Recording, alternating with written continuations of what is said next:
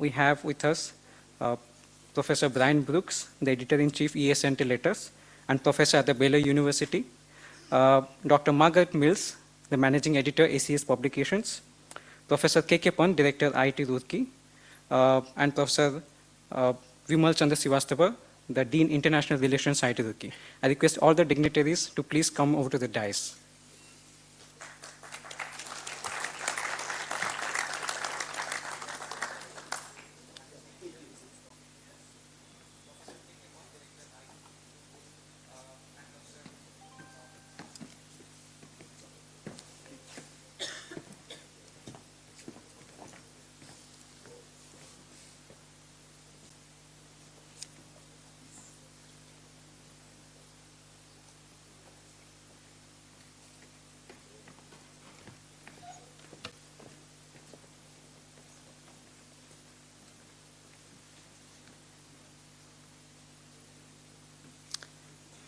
Thank you very much, everyone. In the pursuit of establishing strong networking in the emerging frontiers of science and technology, today's workshop by the American Chemical Society will focus on a diverse range of activities, including scientific talk, tips on scholarly publishing, peer review, science communication, and career development. The mission of the workshop is to culminate communities of researchers who can work together to develop scientific solutions for the benefit of both humanity and environment. I extend my sincere gratitude to Professor Brian Brooks, the Editor-in-Chief of ES Letters, and Professor at the Baylor University for reaching to IIT Roorkee for the event. Thank you very much, Professor Brooks. I extend a warm welcome to Dr. Margaret Mills, the Managing Editor, ACS Publications, to the event. We are delighted to have Professor K.K. Pant, the Director, IIT Roorkee, with us. Thank you very much, sir, for gracing this occasion.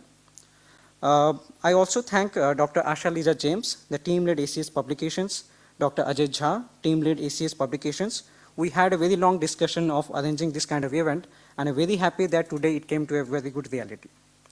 Now, I would like to invite Professor Vimal Chandra Srivastava, the Dean International Relations, IIT Roorkee, to kindly deliver a welcome address and add a few insights into the association of IIT Roorkee and ACS. Professor Srivastava, please. Okay, so I would like first of all to welcome Professor K.K. Pant to please welcome Professor Brooks.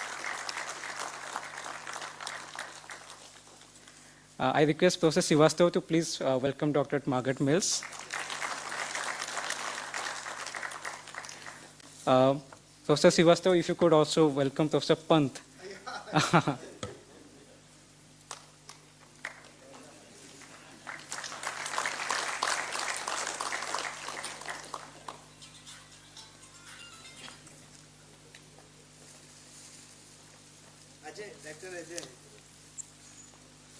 Dr. Ajay, please, yeah.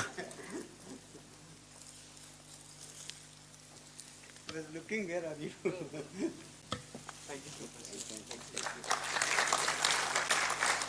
Thank you very much, Professor Srivastava. So I will just give the audience to you. So thank you very much, and thank you for coming to this event. And we are, as Dr. Mohanty told, that we are looking forward for some ACS event. And fortunately, Dr. Jha in between contacted that we are planning a visit to IIT Roorkee, and we can have a talk as well as tips with respect to PhD scholars and others, so that we can have a good publications in ACS and other journals as well. So this was the idea. So we welcome Professor Brian, Professor Margaret, and colleague Dr. Ajay. And we are very thankful to Professor Pant that he always encourages us to do all these things, so that our students get motivated and they can benefit out of these workshops and other things. I have slightly a small, very, can you open the, okay, sir, this is though.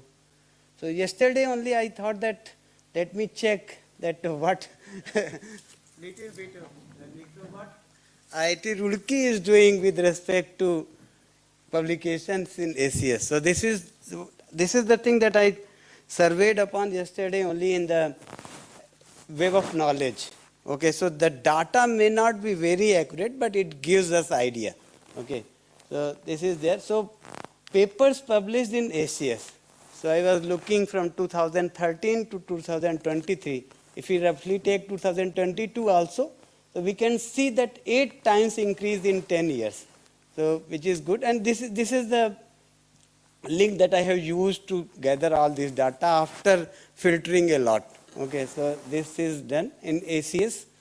And that means there is a, certainly during COVID there was some halt, but after that again we have jumped, and hopefully this will be going very well further ahead. Also the top contributor departments we have found, and incidentally the chemistry certainly is the most contributor. This data is not very accurate, I must tell. There may be other departments also, because it took lot of time for me to squeeze out this data. This data I was not getting directly. Okay, so this I wanted to, I here highlight that it is not very accurate, but gives an idea. Bioscience, bioengineering, mechanical, in fact civil engineering also have department have some publications in this journal, and other departments also. So this is only a tentative idea. Then these are the journals. So certainly industrial and engineering chemistry research had highest publications, and then other journals. So somehow the graph was only working like this. So we can see the applied materials journals have a lot of contributions. So that means that from similarly energy, fuels and others. So traditional chemical, chemistry, engineering and other materials field we are, there are papers in very top journals also, but the number is less, so I will not list it here. Similarly, these are the contributors from different, who have highest contributed in the ACS. That list is also there. Also, in the last year, we had this virtual special issue on new energy developments at IIT Roorkee. This special issue was, all the papers were from Roorkee itself, nowhere else. So, and we are looking forward for other special issues also, India specific or maybe some field specific, where Roorkee's contribution may be more. So this is just an idea. And we welcome both of you and whole ACS team here. Thank you very much. This was only a slide idea. Thank you.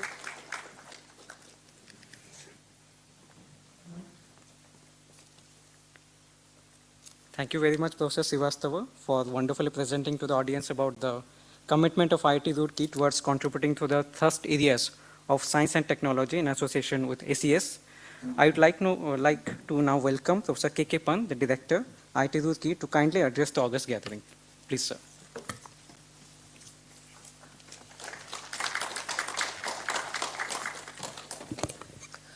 Very good afternoon to all of you. First of all, on behalf of IIT Roorkee, it's my pleasure to welcome the distinguished person from the ACS, that is Professor Brian Brooks, who is the Editor-in-Chief in EST, and Dr. Margaret.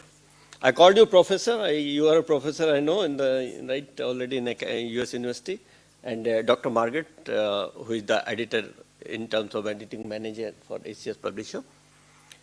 Then our Dean International, Professor Vimal Srivastava, who has taken all the efforts along with Dr. Mohanty. And the teamwork is always important. And when we talk about the quality of journals, when we talk about the ethics in terms of publications, when we talk about where to publish, and for different kind of articles, you have to identify the journals. I think manager, Dr. Margaret, and the editor-in-chief, Professor Brian, along with Dr. Ajay, who is of the dais, all these are very important, and they will definitely be able to answer your questions. Friends, when we talk about in terms of transformational research, when we talk about what research we are doing, how good is its quality, and whether the research can be taken forward for the next step, the publications are always important. For that, how to write a good article, that is also very important, right? In what way, how to write the title of that article, how to write the abstract in such a way that it will give the clear-cut picture of the, the content of the work which has been presented. And then how to keep the content in different subcategories, all these are very important. And nowadays, there are a large number of journals, but where to publish, right? In view of the importance, when you talk sometimes the impact factor of the journal, you talk in terms of H index, the quality. So many factors are important when you talk about the individual researcher's performance, right? There are different parameters. So sometimes the impact factor may be good, sometimes even the impact factor may be large, but the popularity, right, or the quality may not be good, right? There are many challenges. But as far as the ACS is concerned, right, these are among the top, right, when you talk about publishers, when I talk about RSC Journal, ACS, right, Wiley, Elsevier, right, and there are many other, right, domains. Since I'm a chemical engineer, so mainly I publish in these areas, so I can speak more on those sides. But I think we should have a kind of student chapter, because you know that so many number of papers have been published, right, by our IIT Roorkee students, faculty. So we should have one ACS student chapter. I will request, right, Professor Vimal Srivastava to execute it. And I'm sure that Professor Brian will include, right, couple of our faculty members also in the editorial board in couple of journals, and maybe, right, as an editors also in couple of journals, because there are plenty of opportunity and our faculty colleagues are doing exceptionally well. And when you talk about, right, in terms of the how to handle these, right, the editorial boards, and in what is the responsibility of the editors, what is the responsibility of the, when you are a member of the board, that also I think Professor Brian and Dr. Margaret will cover these points also, so that in future, if you get the opportunity, right, you will be able to handle this. So I wish this workshop a great success. I'm sure that outcome of this workshop will, right, definitely clarify your doubts, how to, right, contact with the, right, different kind of, right, the eminent personality, those who are publishing the paper, that is also very important. How to, right, look at or how to write the good article, that is also equally important, and how to pursue the research, right? And when you get the comments, how to rebut those comments, that is also important in a better way, because sometimes you may have the idea, but if you are not able to conceive it in terms of papers, right, or writing in a better way, then your entire, right, the hard work, right, goes in vain. So I think that should not happen. That's what I want. And I'm sure that these all things will be covered during this workshop. And we talk in terms of sustainability, we talk in terms of environmental issues. There are a lot of, right, whatever the area you see, nanomaterials, now new areas, right, when you talk about green hydrogen, and ACS covers the entire domain of these research. So I wish this entire workshop once again great success. Thank you very much.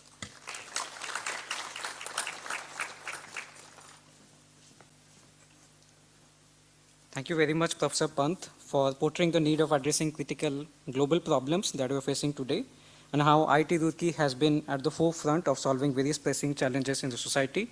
The long-term association with ACS, I hope that it continues in the future, so that we can have a very good interaction and contribute to the society and the environment. Now we will come to the actual process of the workshop that we have today. Coming to the next part, I now invite Dr. Margaret Mills, the Managing Editor, ACS Publications, to kindly present the opening remarks highlighting the vision and mission of ACS. Dr. Margaret Mills. So I request all the dignitaries to please come to the audience seats. Yeah. Thank you very much.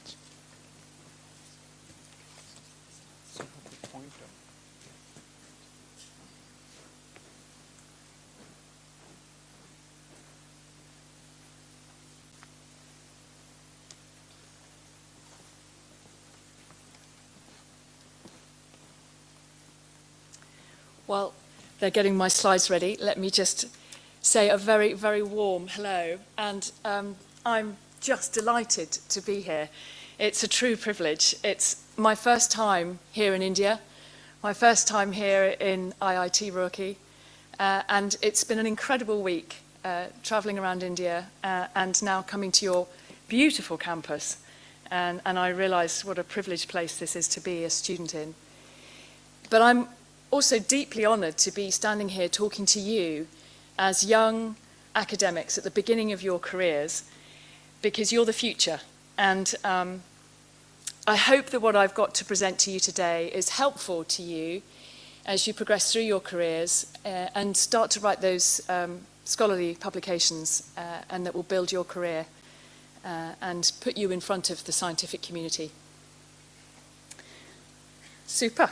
Right. So, a quick introduction. Is this going to make me go forwards? There we go. So, a very quick introduction to me. So, most of my career I have spent working in the pesticide industry as an environmental chemist working on the environmental fate and behaviour of pesticides. And only in the last 4 years did I join the American Chemical Society as a managing editor, working with the environmental journals.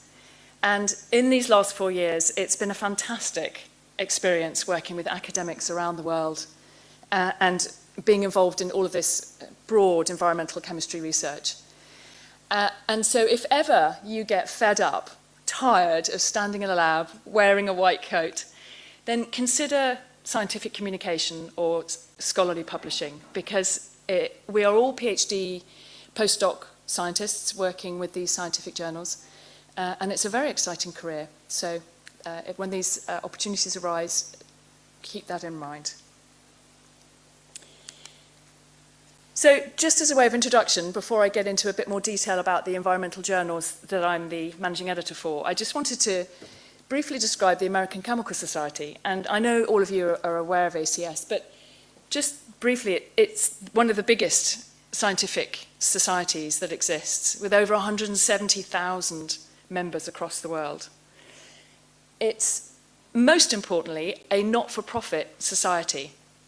So any money that is made from the membership of joining the society, or any money that's made through, for example, front covers that appear on the journals, all of this remains within the society and is then used to make educational materials to help develop young career scientists, and also to provide fellowships for scientists to be able to access educational institutions in the chemical sciences. So I'm very proud to work for a not-for-profit society like this because of this, this aspiration and this mission.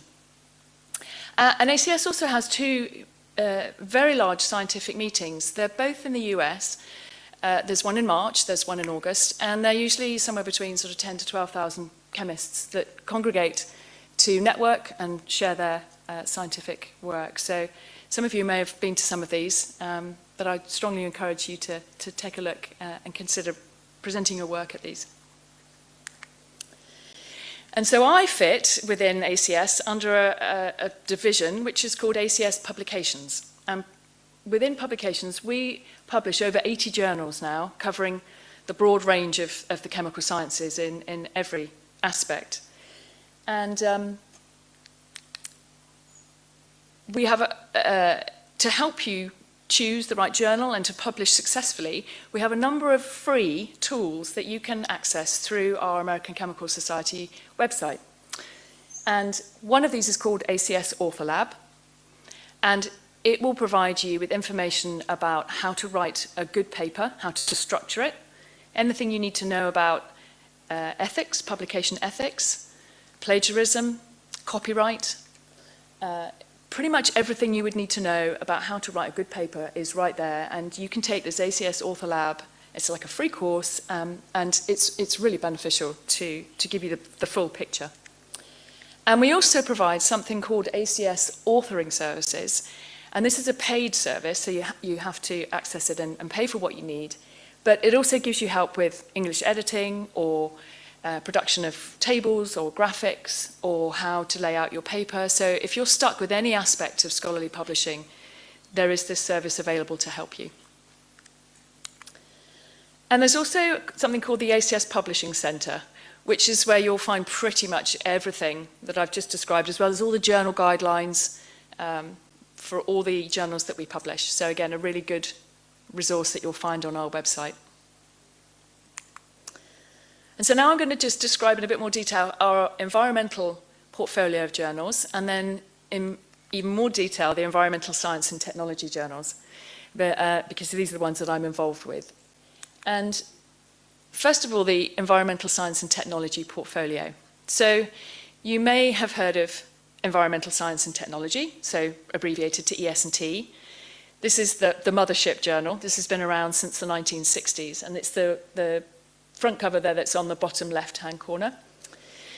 And there's a sister journal that goes along with that, which is Environmental Science and Technology Letters, and we have the editor-in-chief of that journal here, Brian Brooks, today, and both journals have exactly the same scope, they cover exactly the same content, and the only difference between them is that ES&T Letters offers a short format for you to provide your publications. So it has a letter, which is only 3,000 words long, and it has other smaller article types as well. And the idea behind letters is that it's very quick handling.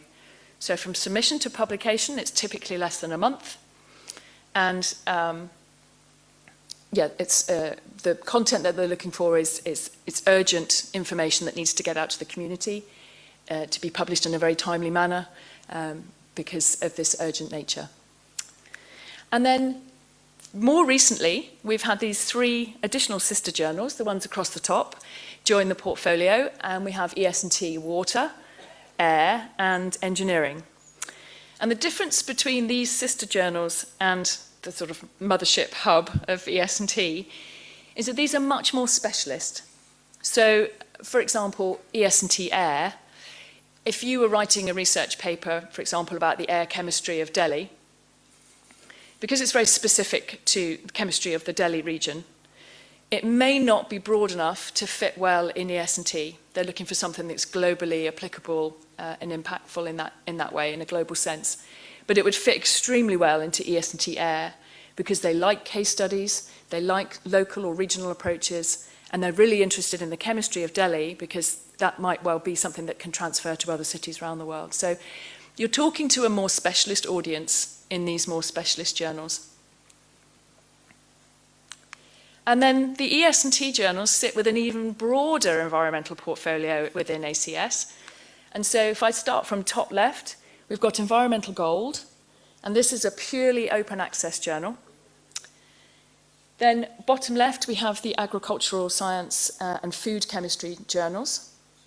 And then top right, we have Environment and Health, and this is one of our partner China journals, really focusing on environmental science and its health implications. And then we have Earth and Space Chemistry. And then finally, bottom right, we have Sustainable Chemistry and Engineering, which obviously you know very well. And then also a new one called Sustainable Resource Management. So an increasingly large portfolio, which is probably set to increase more over the years to come. So now I'm going to go into a little bit more detail about each of the environmental science and technology journals. So I mentioned ES&T. So this is probably one of the most influential environmental chemistry journals to publish.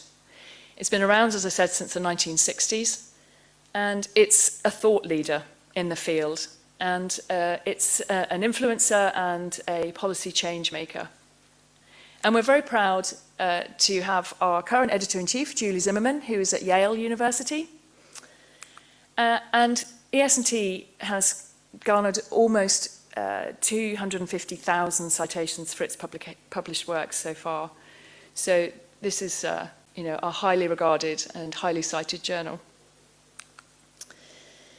As I mentioned, the sister journal, ES&T Letters. So this is this rapid format that I've described with the letters article format, but other article types as well. And this is the one I'm going to go into a little bit more detail as we have the editor-in-chief here today. So working very closely with the editor-in-chief, Brian Brooks, is a team of associate editors. And these are working scientists around the world who have different specialisms. And these are the people who handle your papers when they come in. So Brian Brooks would be the one to look at the paper and decide which of these associate editors it fits with best, with their expertise. They would then handle the paper through the whole peer review process. They would look at the reviews that come through, make the decision about whether it goes forward or not. So these are working scientists with, at the top of their game, working in your particular area of expertise. And we're very pleased to have one of your very close neighbours from UPES, Professor Manish Kumar, who we've just been to visit yesterday as part of this team. And then alongside those associate editors, we also have an extensive editorial board.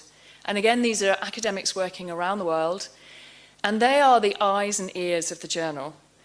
And so we meet with this team once, maybe twice a year, and we ask them, what are we doing well? What are we not doing very well? What should we be doing in the future? What are the topic areas we should be including? And we really value their advice.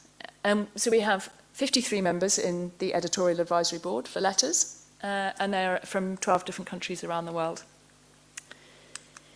And we recently had 9 new members join our editorial board in the last couple of years. Several are based in India, which we're delighted to see. And getting onto our advisory boards, we'll go into a little bit more detail as the afternoon unfolds, but it's about publishing, it's about reviewing, it's about having a profile within the academic community. This gives a list of the types of topics that the environmental science journals cover. So it's very, very broad. This is ES&T and ES&T letters. And the ones that are highlighted in green are those that have been recently added in the last couple of years. So the journal is constantly evolving to accommodate the challenges of environmental science that continue to evolve around the world. But you can see the breadth of environmental chemistry that we cover, from biotechnology to data science to air quality. And these are the article types that ES&T Letters offers. And as I mentioned, the short letter, 3,000 words. We also do a short review. We have a global perspectives article, which I'll go into a bit more detail. But I really wanted to focus a little bit first on the highlight article. And this is an article that is your opinion. It's a very short 1,000-word article, and it's looking for your opinion on a particular topic or something that you think is newsworthy. It's an article type that doesn't undergo full peer review, but it is reviewed by the associate editor team or the editor-in-chief. So it has an assessment made, but it doesn't go through full peer review. But the most important feature of this article type is that it publishes for free. There's no article publication charge. It doesn't get published behind the paywall. It just gets published for free, and anybody around the world can read it. And when we publish these, we publish them with a photograph of the author and a very short biography.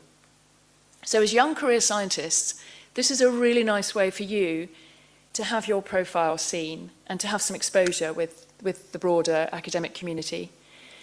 So if you have anything, your area of expertise that you're working in, you think there's something that actually needs to be talked about, needs to be put into the focal point of the community, then consider writing one of these, because it's a really nice way to get your profile seen. And here's one example of a recent highlight. This was written by first author Abhijit Mukherjee, and looking at the air chemistry of Delhi.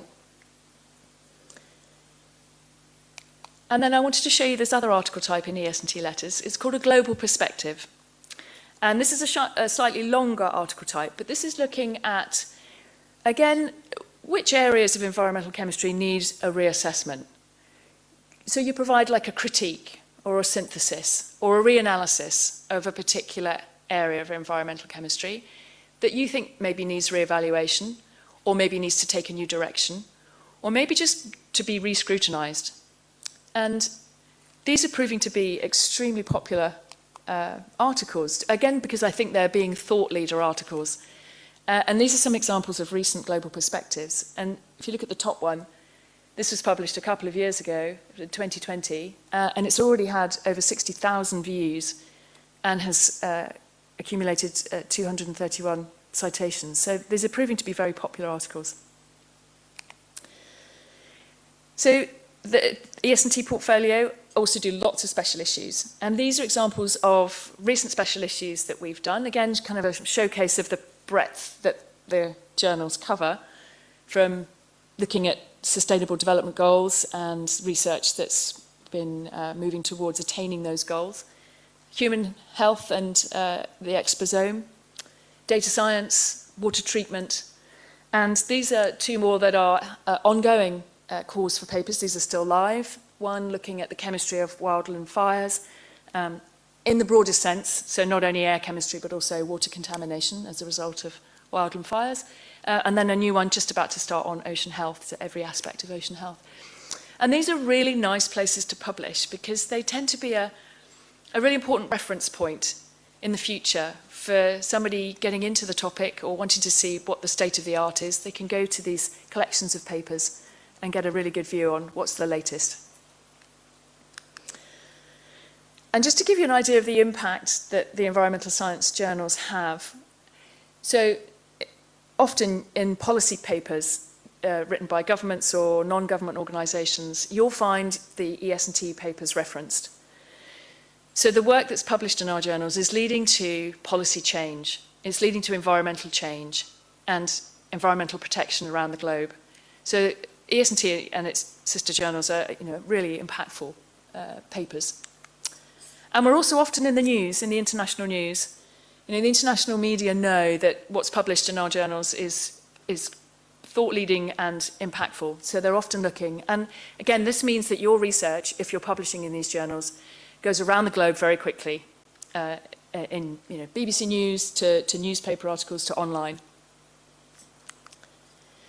We also do community awards, and the first of these on the left is the James Morgan Early Career Award. And this is an award looking for scholars who are working within the 10 years of obtaining their PhD. And you can nominate yourself, or you can have your supervisor nominate you. But I would really encourage you to consider nominating yourselves, because often the winners are self-nominated, and it's based on your academic record, your number of publications. Are you leading the field in new directions? Are you being creative? So we welcome your nominations. We cycle this award around the world, and so it comes to Asia Pacific once every 3 years. And then the Outstanding Achievements Award, again, is a later career award. It's looking for academics whose work has been impactful in terms of maybe they've developed a new technology, or their work has led to a new patent, or their work has led to significant policy change. And we also do other community awards where we'll single out those academics who have been really loyal and supportive reviewers of the journals. So who's reviewing for us on a regular basis, in a timely way, in a professional manner? And often, by being a very loyal reviewer, this is how you get recognised within the journal. Because we run reports to see who's reviewing regularly. If you're a regular reviewer, then we consider putting you onto our early career board or on our editorial board. And so again, we get to know you, we get to know your profile. So this is kind of the first step in moving towards that direction. So we do Best Reviewer Awards, and we also do Best Paper Awards. So we're looking to see who's writing the really good papers. And then just a little bit more information about the sister journals. So ES&T Engineering. We have our editor-in-chief, Won-Young Choi, who's based in South Korea. And this is really to do with anything engineering related to environmental science and technology. So it's looking at engineering options for air quality remediation, or environmental catalysis, or biotechnology, anything to do with environmental protection that's engineering related. And they too do special issues. Here are two that are currently live with the journal, one on biotechnologies and a circular economy, and then another on free radical chemistry.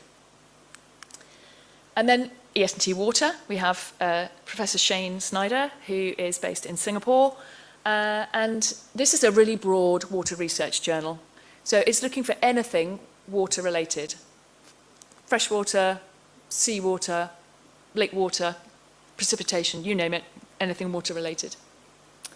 And they also have special issues, and there's a couple of examples, one on 3D printing technologies, and then a regional special issue that we have going right now, looking at some of the water challenges facing Southeast Asia. And we recently just did a special issue which is just published on the water challenges in South Asia, and there was a big focus on India water challenges and the broader region, Afghanistan and Pakistan and so on. So we're moving around the globe. And then finally we have ES&T Air, and this is our most recent edition. We have our editor-in-chief, Sally Nagar, who's at the Georgia Institute of Technology in the US. And the focus of this one is really anything to do with air chemistry. And they also are involved in this latest special issue on wildland fires. And so with that, I will stop and hand over the baton to Professor Brian Brooks to talk more about his scientific research, but I very much welcome any questions when we come to the end of the session. So thank you very much.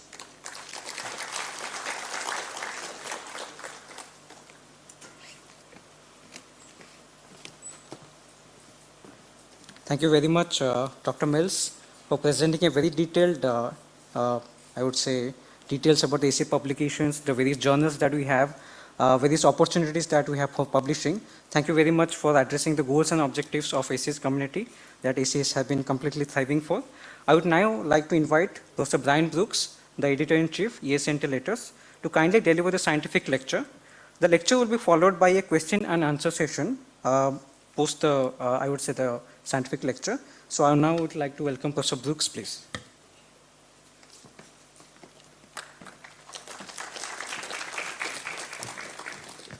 How's it going? I'm so happy to be here. How many students are in the audience? I'll put them all up. This is great. I'm going to take a picture. I'm going to take a picture. You know why? Because we've been, oh, put your hands up. Come on, let's go. Let's go. This is great. Oh, more. Oh, this is great. You know why I'm so excited? Because we've been waiting for you. The world needs your talents. When I came on board as editor-in-chief of ESNT Letters in early 2020, my first editorial focused on systems, stressors, and solutions. If you're not familiar with systems-based approaches and you're a student, the first thing you should do as soon as this workshop is over is learn about systems modeling, systems thinking, because the world is not an A plus B equals C linear world. It's systems of systems that are interacting.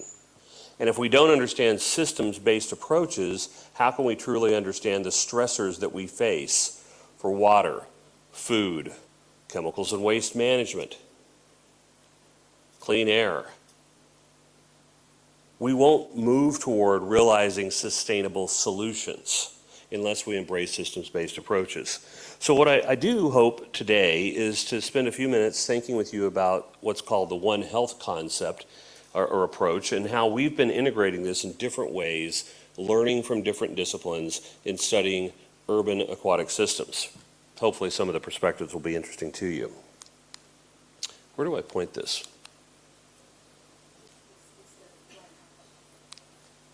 Yeah.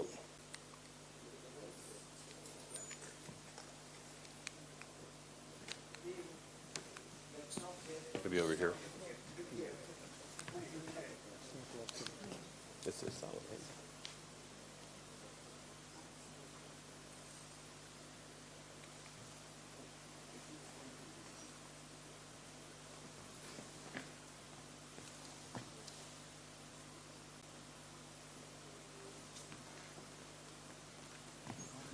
Oh, there we go.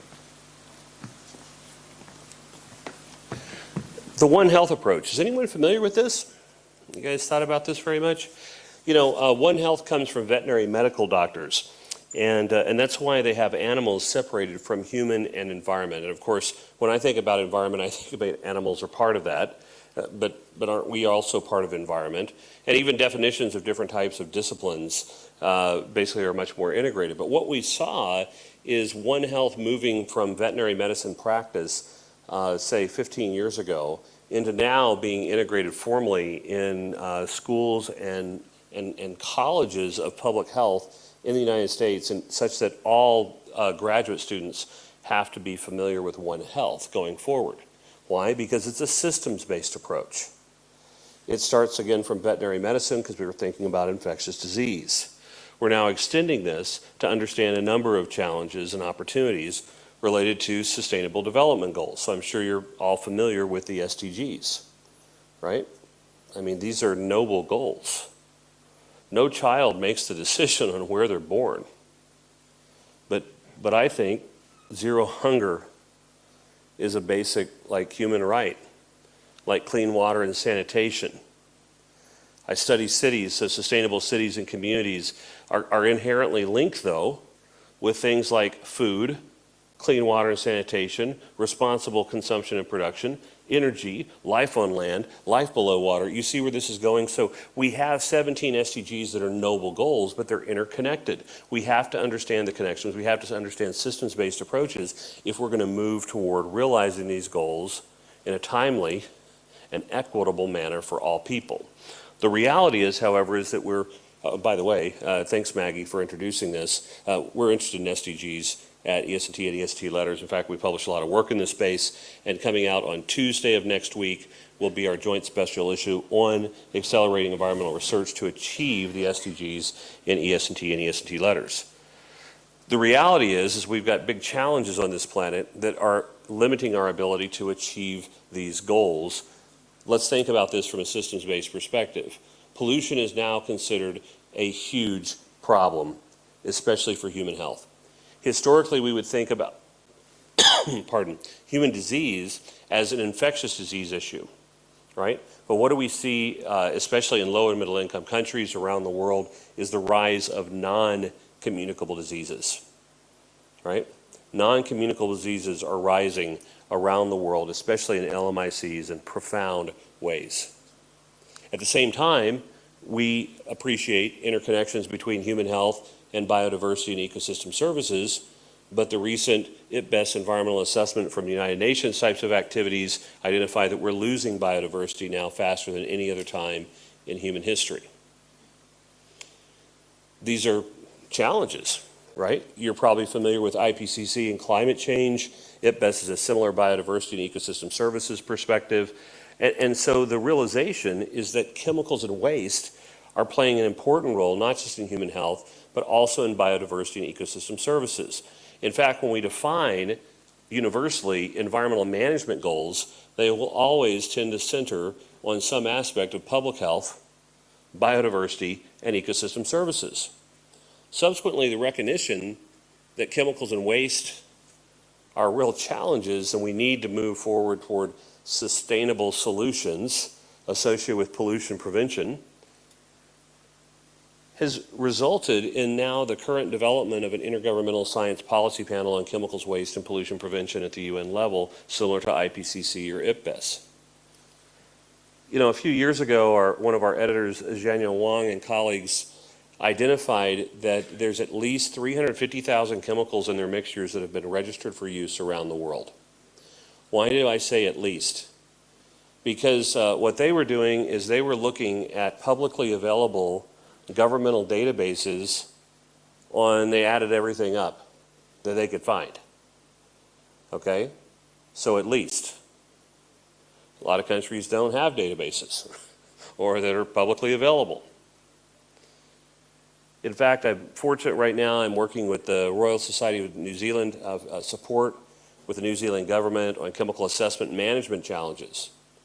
And in this key article from Jianyang and colleagues, they used 2018 data for New Zealand, which was 28,712 chemicals.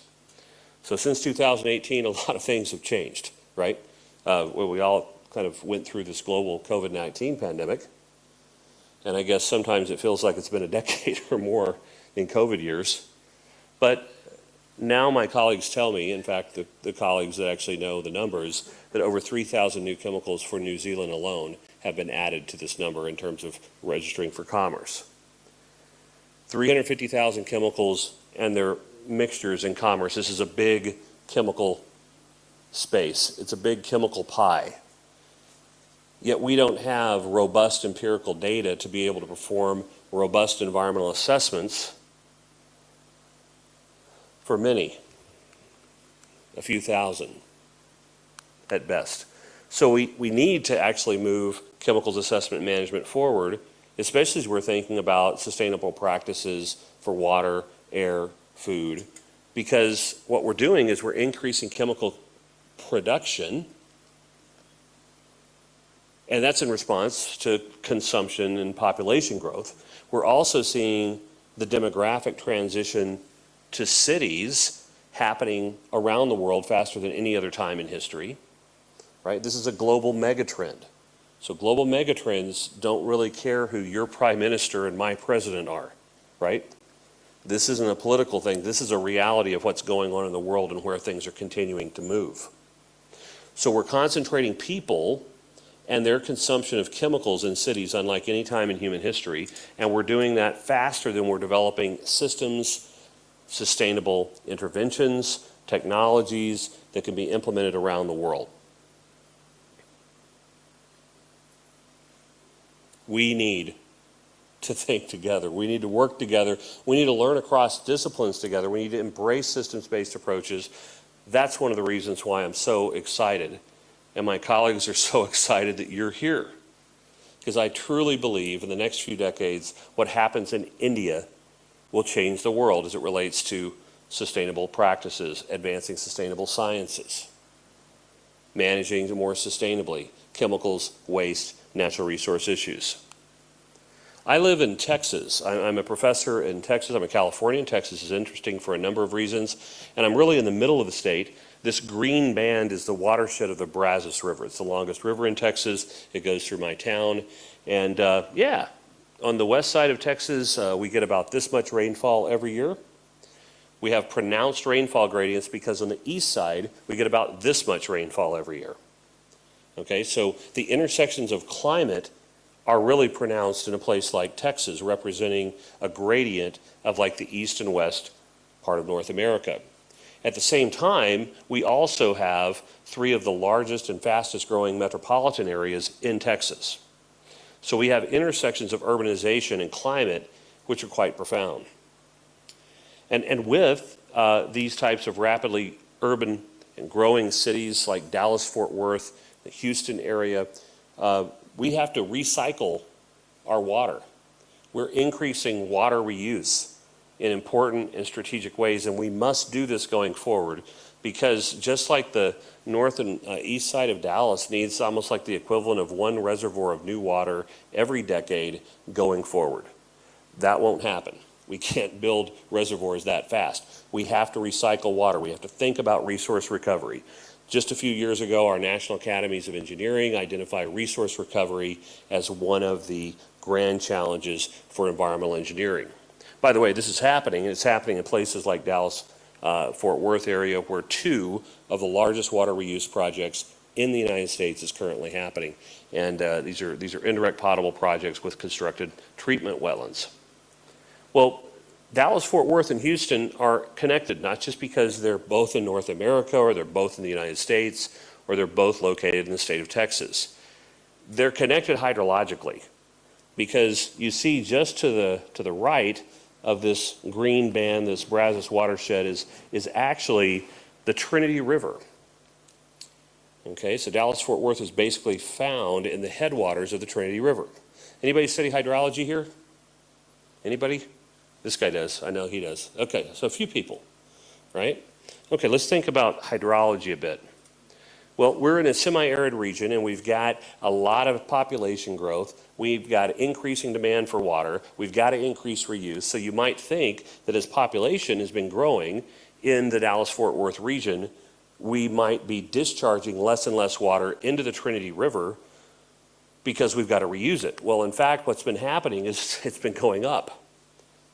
But this is not sustainable because it's occurred due to interbasin water transfers from less populated to more populated locations. I mean, we can't build reservoirs fast enough. We have to reuse, we have to reclaim, and that's basically where we're going. However, what's incredible is that Dallas, Fort Worth, and Houston represent the urban water cycle, because that increase in discharge from Dallas-Fort Worth is resulting in that increased flow of the Trinity River downstream from the cities. In fact, right now, the Trinity River is about 98% flowing because of reclaimed wastewater from wastewater treatment plants.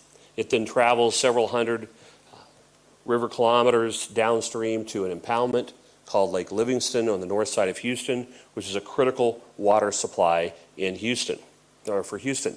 In fact, the old joke in Texas is that every time that Houston turns on its tap, it should thank Dallas-Fort Worth for flushing the toilet. Okay? This is a de facto or unplanned water reuse project. And by the way, it doesn't just happen in in Texas. It doesn't just happen in the Trinity River watershed, although companies that make down-the-drain chemicals are actually routinely utilizing the Trinity River watershed as one of these worst-case scenarios because there's not much upstream dilution, or any at all, in some locations at some times of the year. So as we go forward on planet Earth and we're experiencing more and more of an urbanizing water cycle, we have to be teaching our children and the next generation of scientists and engineers about the urban water cycle. There are tremendous opportunities for resource recovery, and we must sustainably advance water reuse. The challenge is that right now, the way that we assess chemicals, the way that we're managing water resources in these rapidly urbanizing areas are creating challenges to achieving these SDGs. Now let's step back and let's think about this systems-based approach for a minute. On one hand, as we concentrate people in cities, there are tremendous opportunities for innovation, right? Efficiencies, water, energy, food, right? Food, energy, water nexus, another global megatrend that's not going to change based upon the US election or whatever. This is going to continue to happen. And one of the real challenges is the way that we assess chemicals that we then try to manage around the world using concepts like persistence, bioaccumulation, and toxicity. This river is called Pecan Creek. It's on the north side of Dallas, Texas, and it's a fascinating system. It's pretty representative of hundreds and hundreds and hundreds of systems around the United States and around the world. I'm standing upstream from a discharge from the city of Denton, Texas, and I'm on dry ground. There's no river flow behind me. So every day, the river is dependent, unless there's a rain event upstream, on the discharge from the wastewater treatment plant. And of course, if you think about urbanization, I mean, all great civilizations were based upon rivers. I mean, I think your institute was inspired because of your location in one of the world's great rivers, right? And as urban centers expand, what happens? We're dealing with water supply, we're dealing with waste issues, and if we're putting new wastewater treatment plants for human wastewater, we tend to start placing those increasingly in lower and lower stream orders. Subsequently, we modify hydrologically the water cycle in these systems permanently. Biogeochemical relationships are also modified. But also what's happening is we're not just discharging treated wastewater or sewage in many parts of the world. It's not just H2O. Have you ever thought about how many chemicals you use in your place of residence every day? Have you ever counted them up? You probably should. It's instructive. In fact, US EPA has free forms that you can basically download and then go to where you cook your food, or go to where you have your restroom, or go to where you actually do certain types of chores. Make a list. I think this is instructive. On one hand, it shows you the power of chemistry, but it also shows you and illustrates how we are concentrating chemical consumption in your individual residence in cities, unlike any other time in human history. And so has anyone been on an IV in a hospital? Or maybe you saw this on television, right? I have. So you know, drip, drip, drip, drip, right? Well, what's going on? Well, this is math. Or I guess I'm supposed to say maths. Okay, yeah, I've got my British colleague here. Maths, okay. Well, what's happening? It's volume, it's concentration, it's like C1V1 equals C2V2, but we're anticipating that this is going into a human that's, say, a 70-kilogram human, nominally has about 41 liters of body water, and so what we're doing is we're consistently introducing this dosage because we're trying to maintain the internal plasma level in a patient and not have large swings because we want to control the dosage to achieve the therapeutic outcome that's desired. That's very different than orally taking a medication where you basically will see your peak plasma level reached, and then once that metabolism kicks in, and then you've got to take another oral dosage based upon the clearance rate and so on and so forth. Well, people that are using water downstream from these urban areas and organisms that live downstream from these urban areas are almost like receiving drip, drip, drip, drip. A consistent dosage of all these different chemicals that are going down the drain to some degree where you live. And what's happening is that we typically assess the persistence of chemicals, but when you don't have much upstream dilution and your flows are becoming dependent on urban centers, we are increasing the effective exposure duration due to that low dilution of chemicals in commerce. Now, this is very different than the approach that we typically use for chemicals assessment and management around the world, where we define a persistent chemical, typically in most developed countries, as something that has a half-life of greater than 60 days. Or very persistent chemicals have a half-life of greater than 180 days in water or greater than 2 days in air. Okay, well, where did 60 come from? I mean, you guys, students, you're supposed to be curious, right? You're also supposed to be critical thinkers. Like, you should be asking not just what I observe, but why and how, right? This is science, right? So I'm happy to tell you, I guess, that 60 is not scientifically based at all. It's a management approach to bin chemicals that are either more or less persistent. It starts in Japan. Persistent bioaccumulative toxic chemical identification then provides an opportunity to start moving those substances out of commerce to protect public health and the environment. We have to have pragmatic approaches to management. But these aren't science-based. Remember that Trinity River Basin? And it's basically flowing now south of Dallas-Fort Worth for hundreds of river kilometers, and now it's providing a drinking water supply for Houston. It doesn't take 60 days for the chemicals that are being, like the IV, drip, drip, drip, introduced to that river to break down. It takes actually just days for the water molecules, the travel time, to transfer across those hundreds of river kilometers. So what's happening is that because we're increasing our chemical manufacturing, because we're concentrating our chemicals consumption in cities, and we're doing that faster than we're putting in more sustainable technologies and infrastructure, we are really modifying this persistence paradigm, and I would argue in many cases starting to make it obsolete.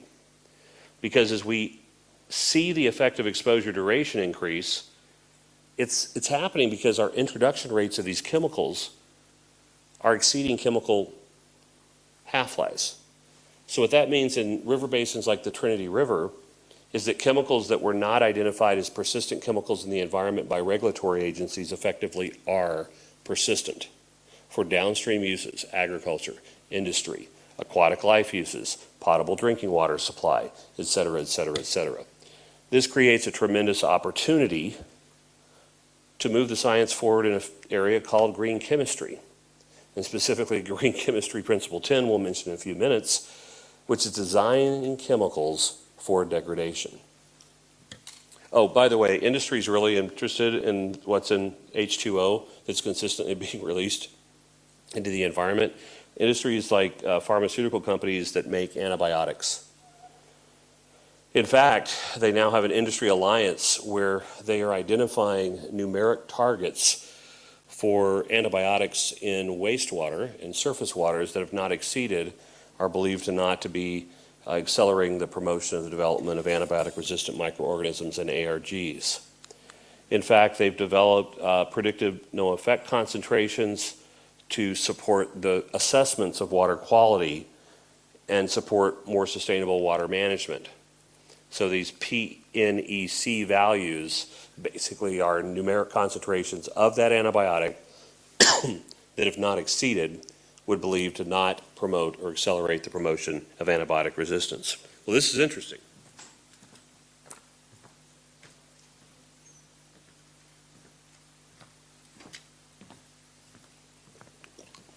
Because if you actually take that PNEC, predicted no effect concentration approach, and anybody work with hydrologic models at your guys' institute? Well, this guy does. Yeah, well, I work with a really cool environmental engineer, Jocelyn Rice-Boyu at North Carolina State University, and we were able to partner with her. The A figure basically is normal stream flow conditions. Red means that the predicted levels of ciprofloxacin will exceed those PNEC values for promoting antibiotic resistance. Yeah, for ciprofloxacin, a World Health Organization essential medication. The dots represent exceedances for erythromycin, a very common antibiotic. The B slide basically shows under lower flow or 7Q10 conditions, right? So you've got a lot of hydrology expertise here. You don't need much more information about that low flow consideration. Pardon me. Well, this is just for the United States. What's going on around the world? Water flows downhill, right? I mean, you have one of the great rivers in the world on your doorstep. Where is it going? It's going downhill, just like our Mississippi to the ocean.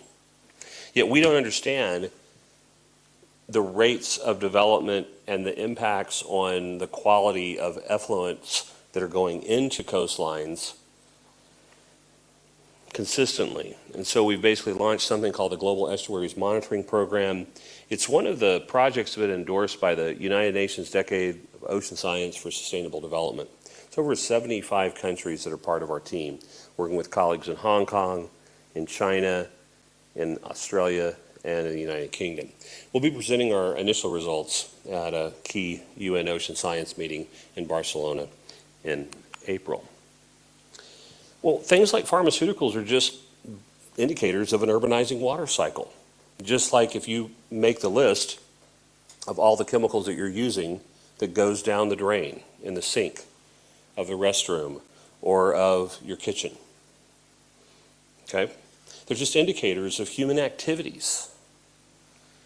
And so we can start using these types of observations to really ask questions that are much more broadly important at the intersections of environment and health. Some years ago, we identified that human medications could actually accumulate in fish in the field for the first time.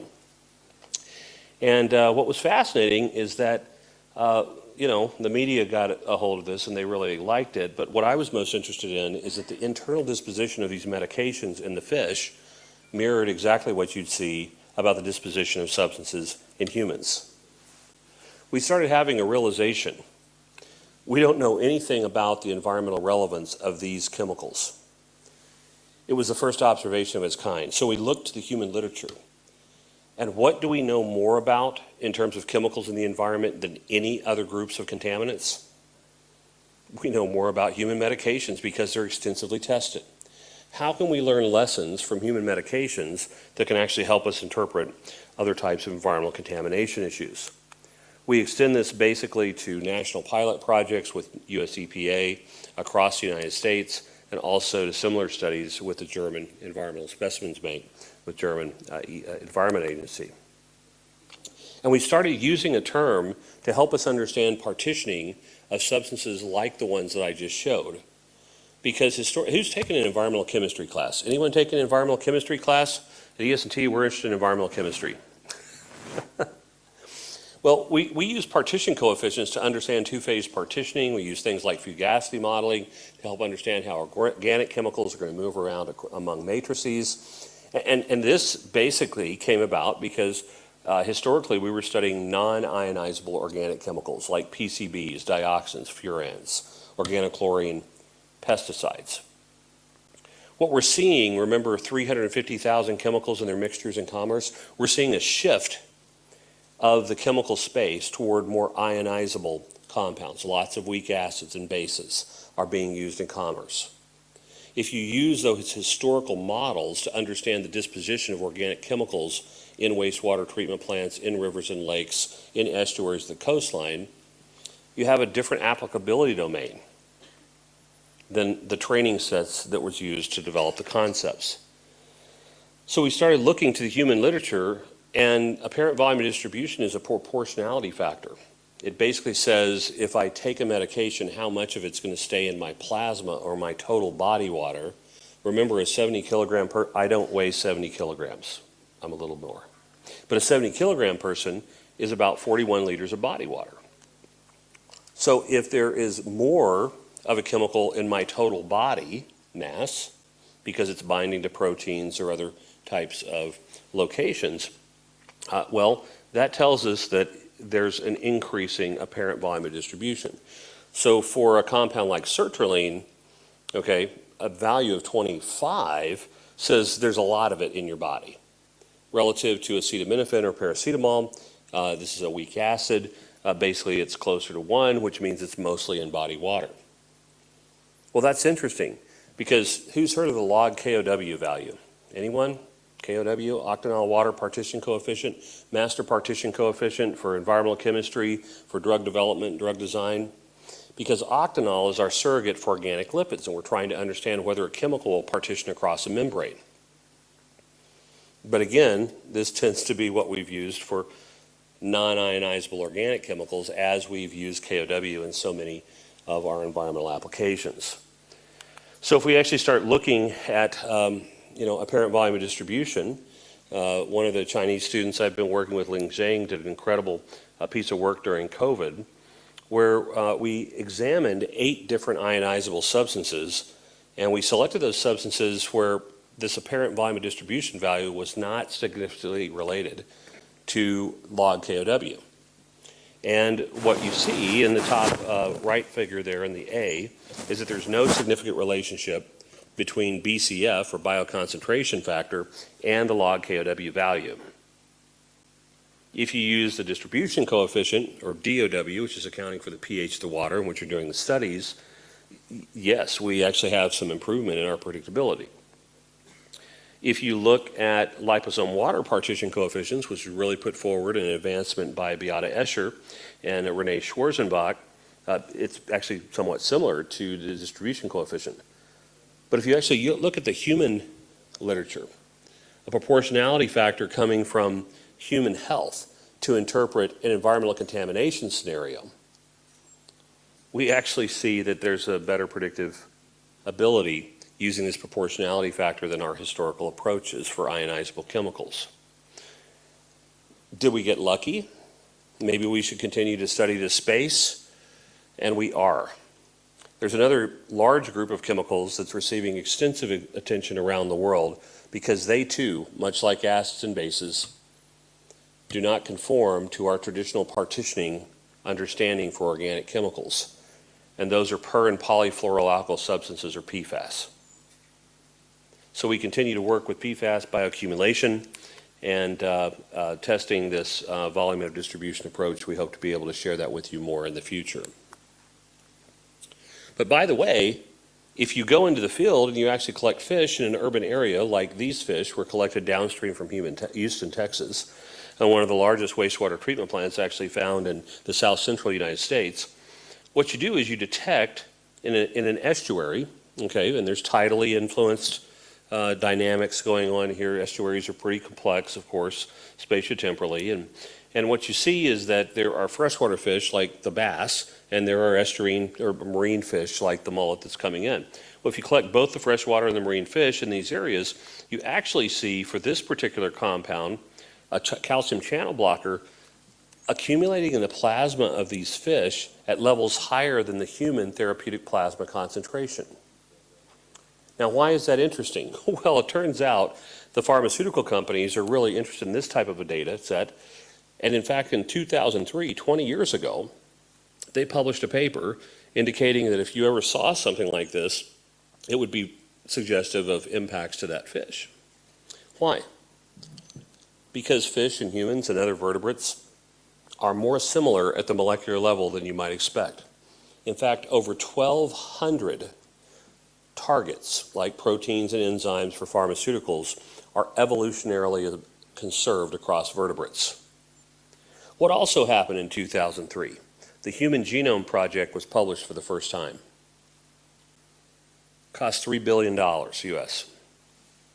If you would have told me as a first-year faculty member in 2003 that if I look 20 years in the future, and I'm standing here with you today, that we would have thousands of sequenced and annotated genomes for species. I would have said you're crazy, right? But what's happening with technology and knowledge and the movement and what will happen in your career over the next 2 decades?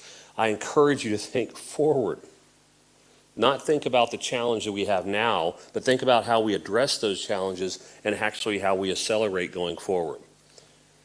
It turns out, over the last 20 years, with the explosion of genetic information, now if you've got the right friend with the right instrument and about $1,000 US, and then you've got another friend who's really good at bioinformatics, or maybe that's what you do, that can help you with the post-analysis work, you too can sequence the genome for a species. And so we've been expanding our understanding of the tree of life over the last 2 decades in unprecedented ways. And we're going to continue to do that. Not just from a basic biology standpoint, because as we learn about different species, it has unlocked opportunities for disease treatment. We now have drugs in clinical trials that were developed in the zebrafish model, an increasingly common alternative vertebrate model for biomedical research. And so much so that actually the US EPA has developed something called SEQAPAS, or sequence alignment to predict across-species susceptibility. Remember, we're losing biodiversity on planet Earth faster than any other time in human history? And there's 350,000 chemicals in their mixtures at least that are in commerce, and we really only have empirical data to perform reasonable risk assessments for a few thousand. Wouldn't it be nice if we actually had tools to identify which species might be more susceptible to which compounds, so we were more precise in our environmental assessment and our environmental management? We think so, and others do too. And not just regulatory agencies or my colleague Carla Lalone, who's really the driver behind SEQAPAS, but check out ecodrug.org. This comes from AstraZeneca. AstraZeneca. Maggie, you've heard of those guys, right? I think they're based in the UK. Yeah, and AstraZeneca's, sequencing like tens of millions of people around the world to try to understand underlying genetic differences in individual humans that may influence their responses to different medications. So precision medicine is moving forward, where we can harness information that's unprecedented. And if you would have told me 20 years ago we'd be able to do that now, I wouldn't believe you. But one of the reasons why I'm so excited is because what we're doing now is we're moving toward realizing what we're going to call predictive ecotoxicology. Here's an example of how we've been studying this over the last 15 years or so. Ted Valenti, some of his previous PhD work published in ES&T. These are water concentrations of a chemical, and they're then related to the measured plasma concentrations of that compound. At the lowest level, this is higher than the human therapeutic dosage of this antidepressant. And then as you increase the water concentration, more and more of the drug is getting into the fish and exceeding that human therapeutic dosage to a greater extent. So now we can not just measure a chemical in the field, in water, but we can actually translate how much we'll actually be getting into a fish, right? Lots of these bioavailability kinds of considerations that are really important from a bioaccumulation perspective. And when that happens, if you look at the brain chemistry of this particular fish, the binding to the serotonin reuptake transporter is decreased at all 3 of those doses. So a water concentration predicted to result in plasma levels higher than human therapeutic plasma doses in a fish model results in the exact same molecular initiation event in that fish that this compound causes in a Sprague Dawley rat, or you after you take that medication for a couple of weeks. We're learning for humans to be able to move into other animal models, to develop better computational models. And we're also embracing systems-based approaches in something called the adverse outcome pathway concept, where we're linking molecular initiation events, like in this case, binding to a serotonin reuptake transporter and blocking it.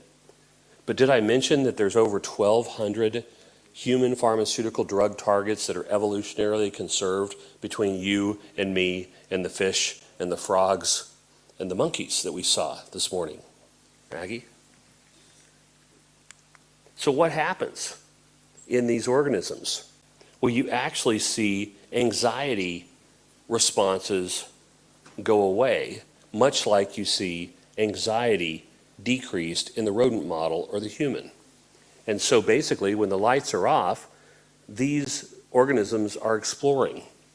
When the lights are on, they're hiding underneath a shelter, unless they actually have been exposed to a substance at a high enough level in water that partitions into their plasma that exceeds the internal dosage that actually starts modifying their brain chemistry, which then translates into an anxiety modification.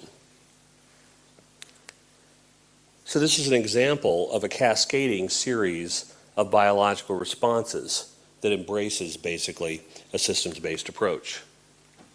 We've also been looking at therapeutic hazard values to help us understand water quality considerations. If you're interested in this, happy to chat with you afterwards. The point is that One Health approaches like comparative pharmacology and toxicology represent tremendous opportunities to address our global chemicals and waste issues as we go forward. Remember, 20 years ago, the human genome was published for the first time. Since that time, we now have annotated genomes for thousands of species. We're now utilizing alternative vertebrate models like zebrafish to replace rodent studies, which have been the backbone of biomedical research for decades. Our computational skills continue to advance in unprecedented ways. It's really an exciting time for the grad students that are here and as you look forward, because we're going to continue to leverage comparative biology to be able to understand more carefully how chemicals are affecting biodiversity.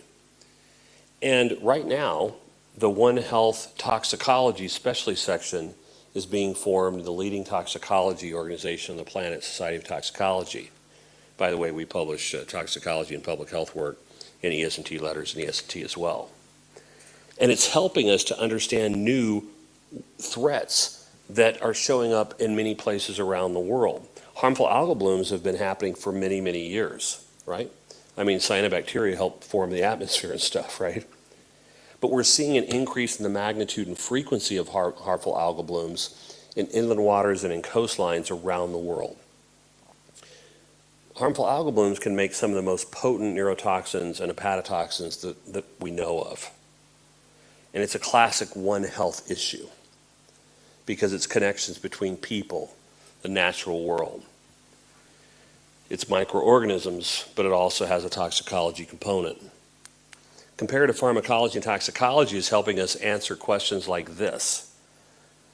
A few years ago, we asked, well, PFAS are in water, metals are in water, ammonia is in water, bacteria is in, there's lots of things in water, but actually, our harmful algal bloom is actually becoming the greatest water quality threat. And the simple reality is in some places, some cases, and sometimes, they already are the biggest threat to people and to ecosystems. Some of the things that we're doing is observing increases in our backyard. Everyone does research if they're in the field, oftentimes in areas that are close to their university.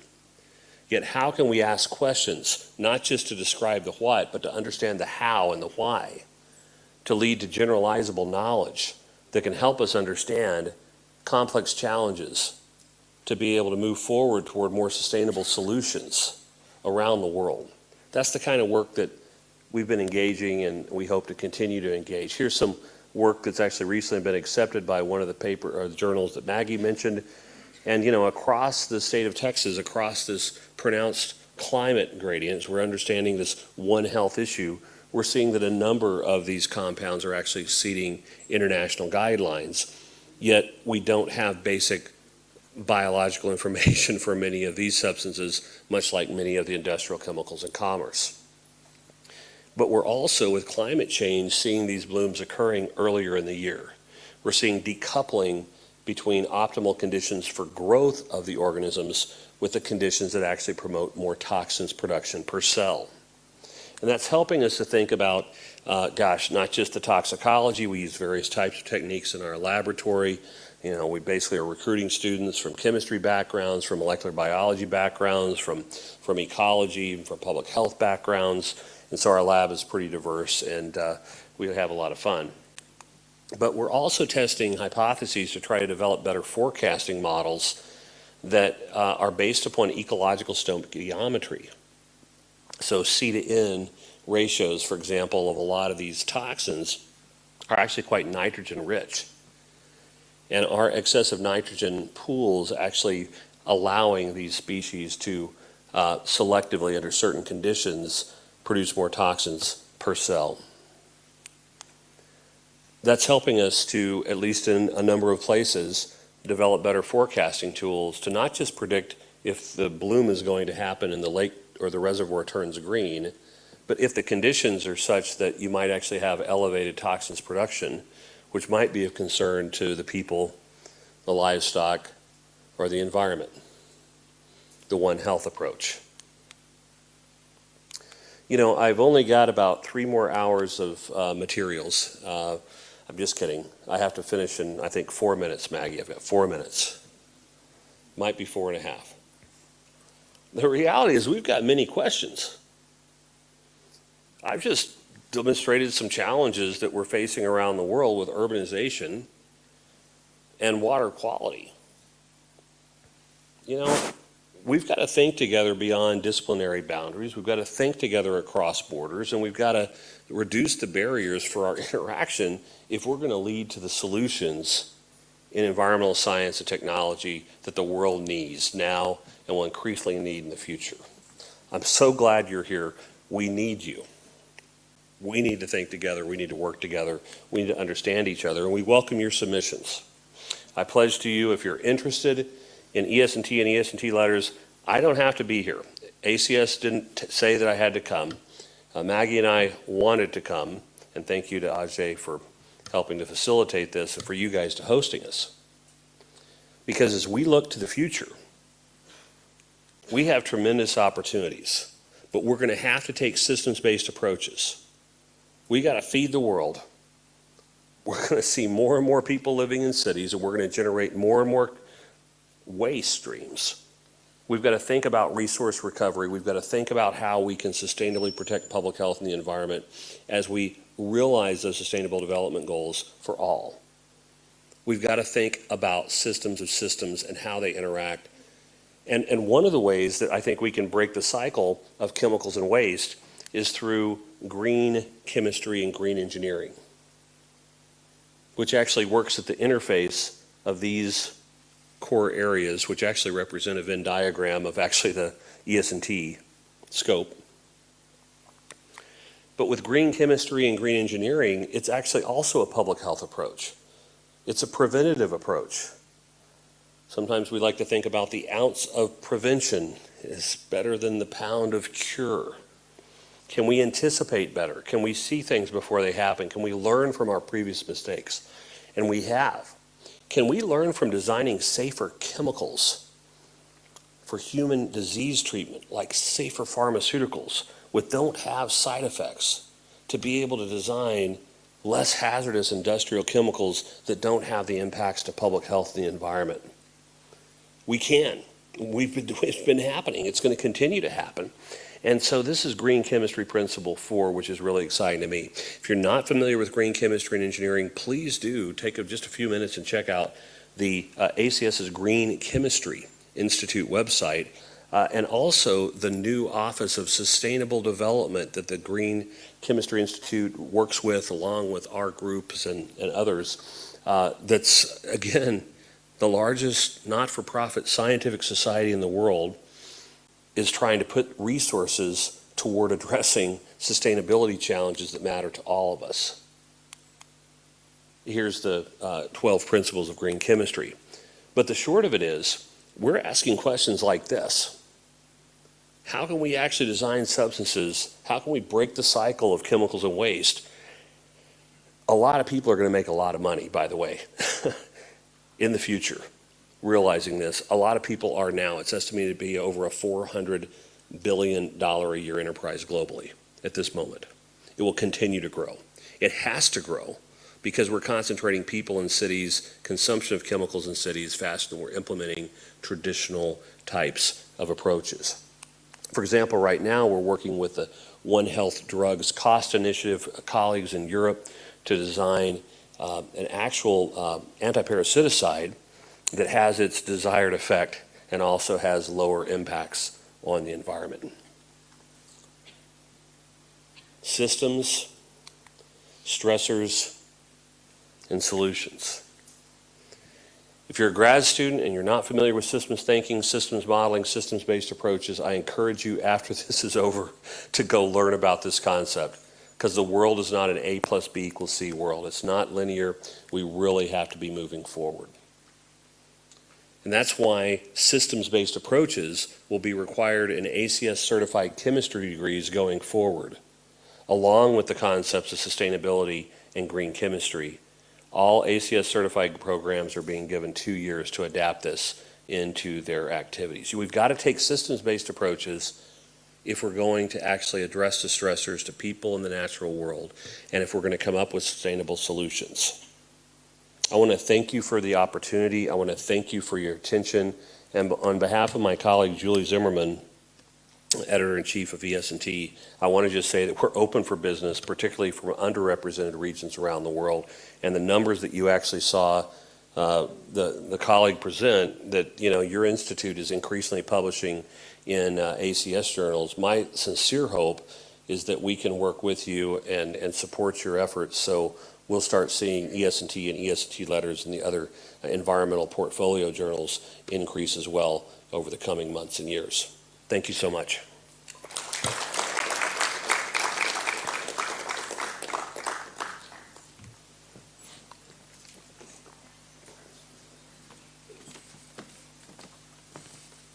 Thank you very much, Professor Brooks. I think we can keep the question and answers discussion maybe towards the end, like Ajay. Ajay, we can keep the questions. Okay, great. We can keep in the ask for anything session maybe. Okay. We can keep it later, right? Yeah. So, Professor Brooks, we can keep it later.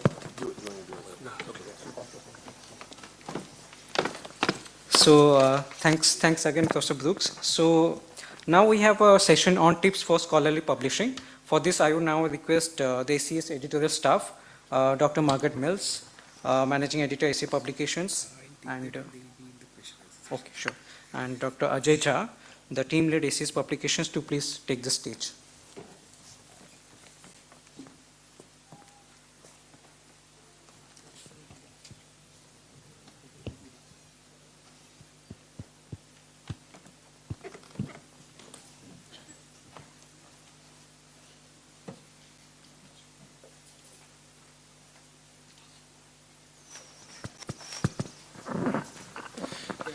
So hope I'm audible at the back. Yeah.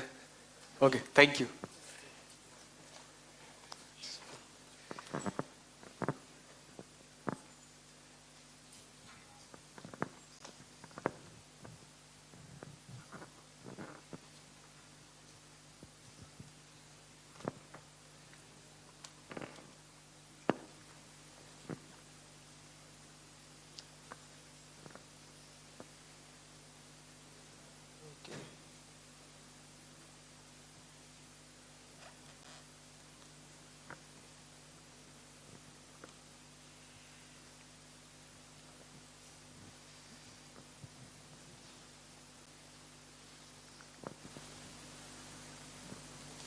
Okay, so thank you again for giving ACS the opportunity to visit your campus and again interact with you.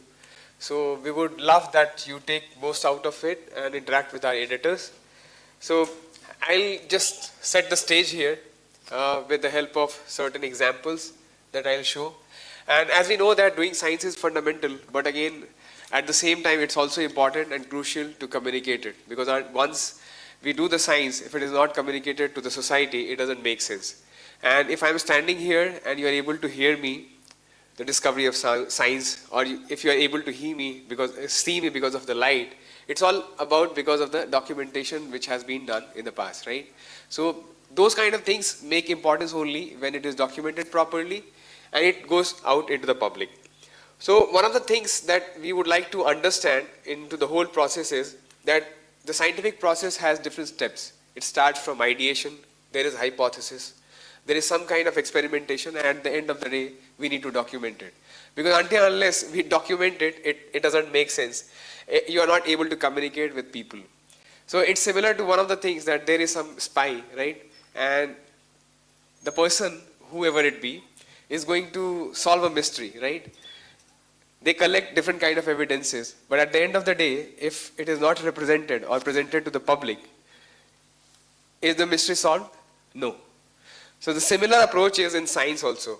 We as a scientist, we as researchers, try to define different kind of scientific problems. So when we define problems, we identify problems, we solve problems, but at the end of the day, if it is not documented properly, it is not communicated to the world.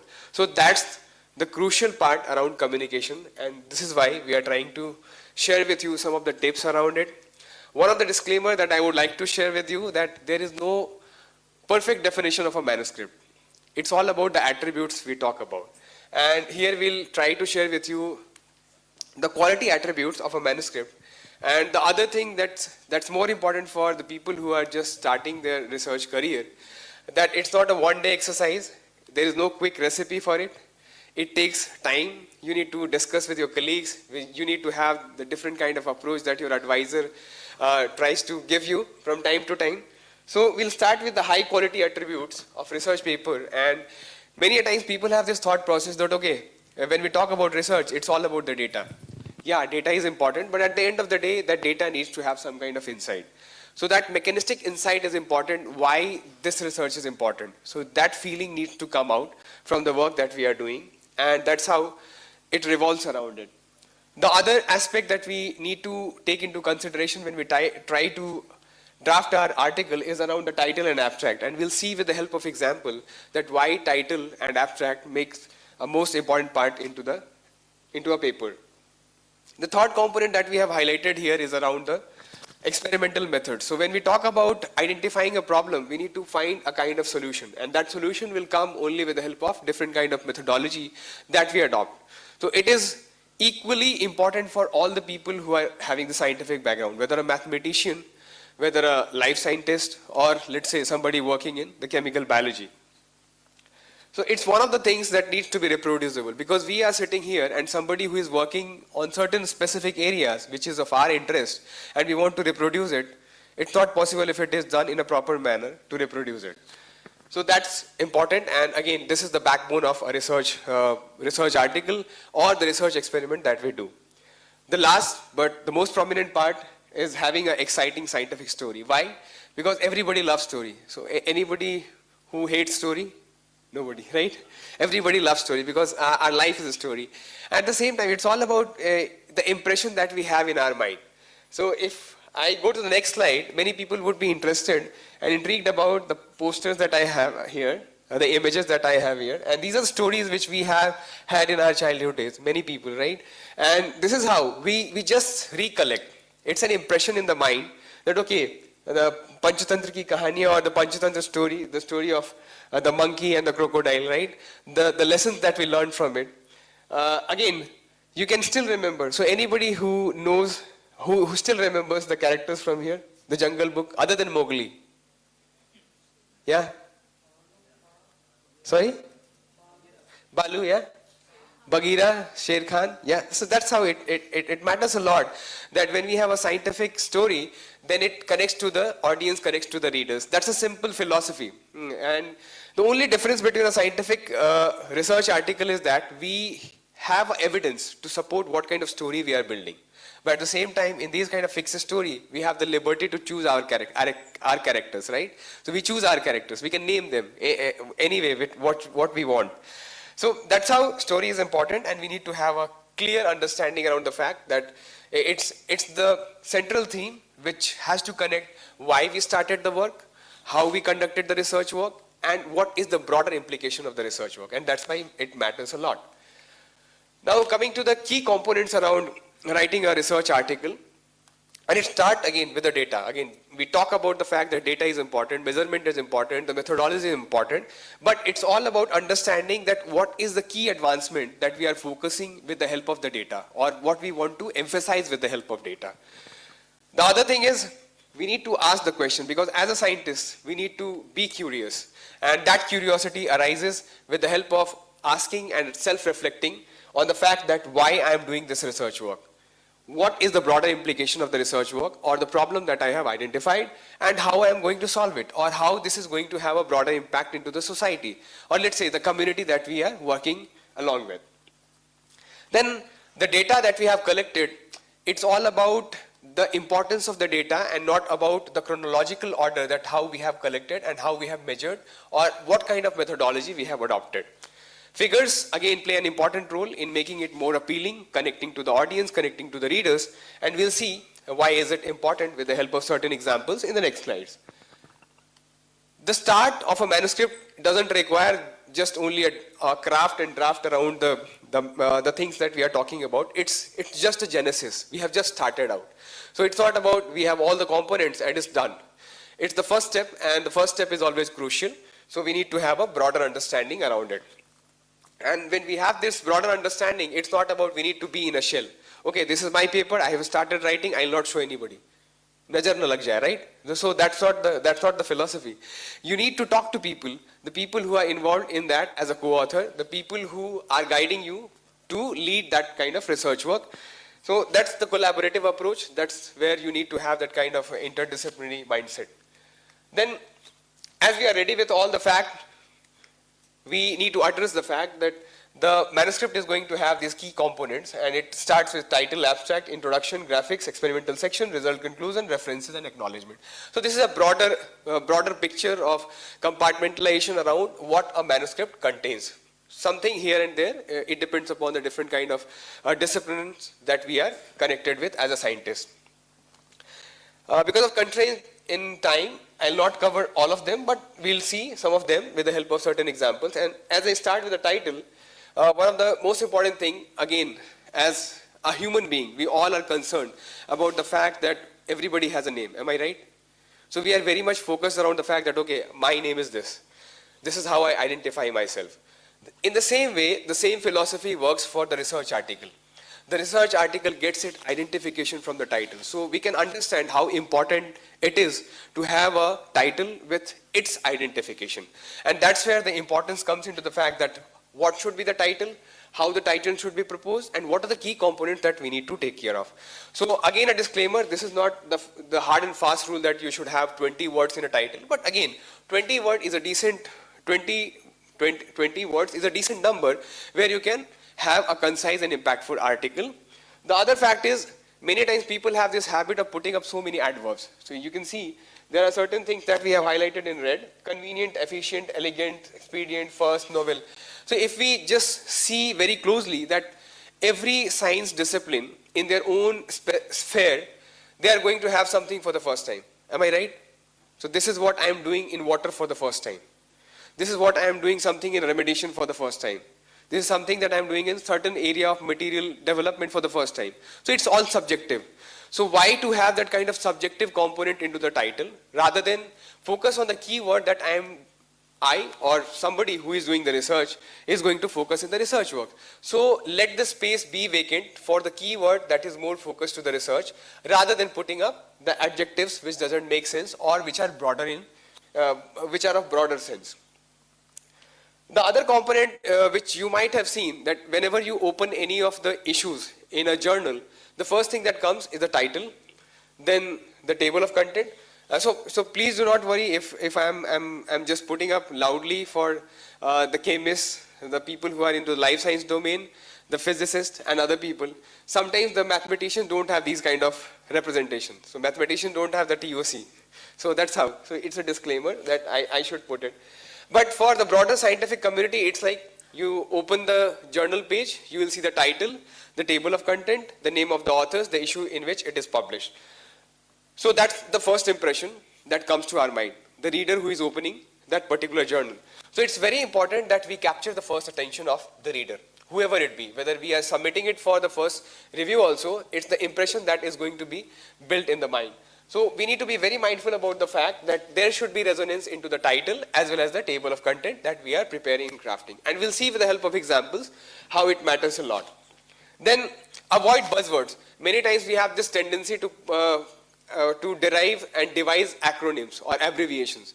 But be mindful about the fact that the abbreviation that we have designed or we have derived, it's only restricted to us. Many people would not be able to understand what is the reason behind this abbreviation.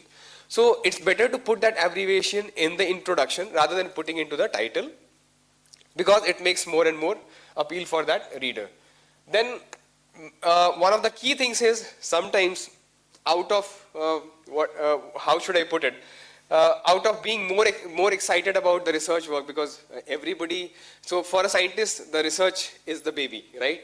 That we generally are very fond of, we are very caring about it. So sometimes we want to oversell it, right? And in that case, we just left that idea that it's not about overselling, it's all about evidence-based research that we want to put to the audience, and that matters the most. So just to re-emphasize again, it's all about the process starts with, you need not have the first title at the first, in the first go.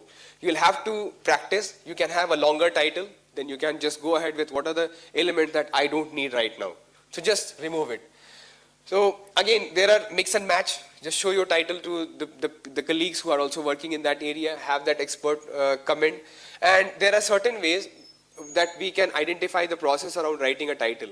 So there are ACS editor's choice articles that I'll show later, which gives you a sense that what is the key component around having a good title, how we should have a good and effective scientific manuscript, and why this matters a lot, because the ACS editor's choice articles are selected by the editor-in-chief of that specific journal, and they are free for a certain period of time where you can see and share with your colleagues.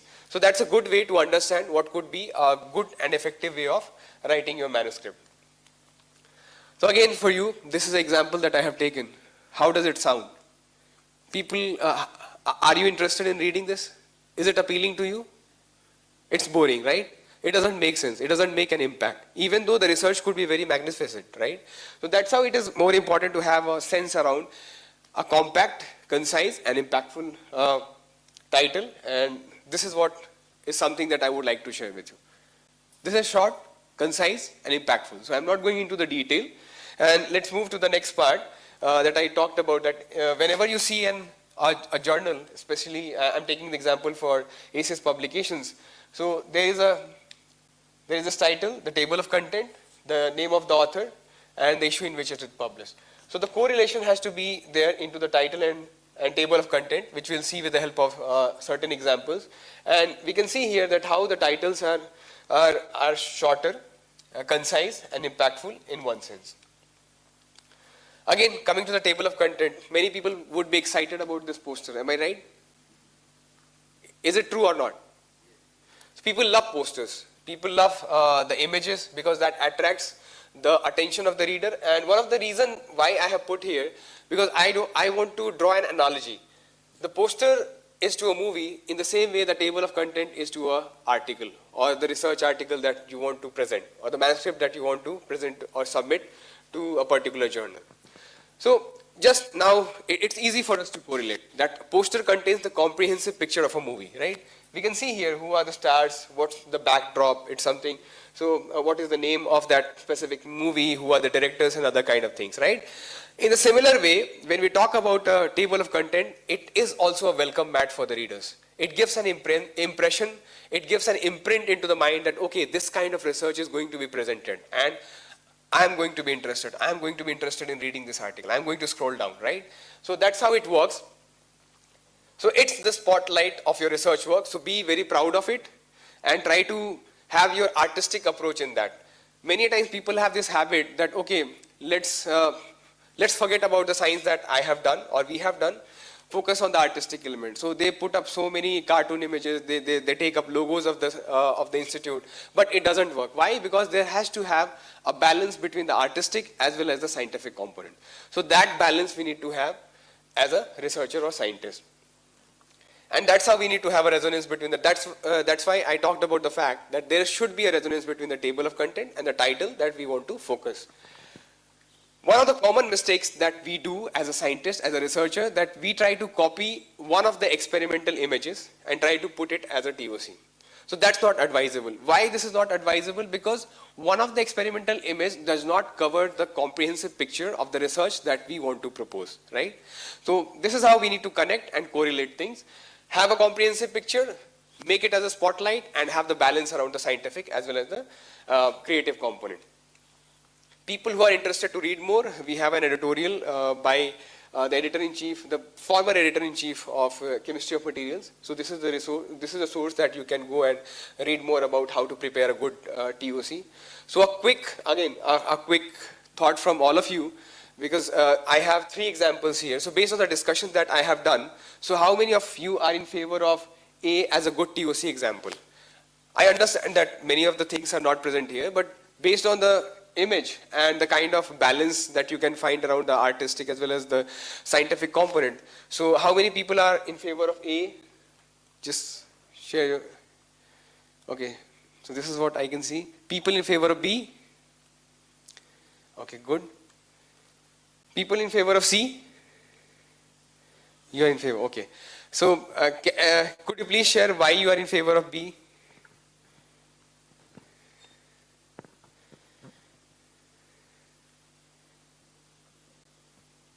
Any reason? No.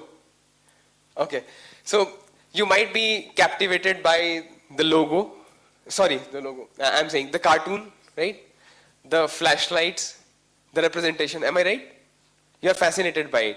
So it's a general phenomenon. It happens that people are captivated by the cartoon images, but at the same time, we are not able to understand what kind of insight or the research insight the researcher or the people who are associated in the manuscript are trying to give to the readers.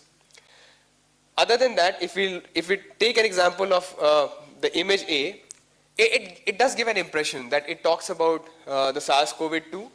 There is some wastewater surveillance of virus. There is a mechanism that they have found, and it talks about the decrease in the cost that they have tried to employ by the level of mechanism that they have drawn here. But at the same time, when we talk about image C, it's very difficult to understand. It's quite fancy. Santa has come, but again with the molecule. But it doesn't make sense that what the molecule is going to do, right? What kind of broader implication it does have. So the final takeaway message is that the TOC needs to have a proper balance around the artistic as well as the scientific message that we want to give to the readers, or when we are submitting that article to that specific journal to the reviewer and the editor. I'll not go much into the detail. Again, this is the same example that we wanted to bring, and so it again talks about the fact that there should be a correlation about the table of content as well as the title that we want to bring in. So it talks about the broader screening of a library of compounds and how the mechanism that they have adopted is based upon the mass spectroscopic analysis. And we can see that these are the components that have been identified into the title. So this is how it correlates. I'll not go again into the detail because we have discussed about this.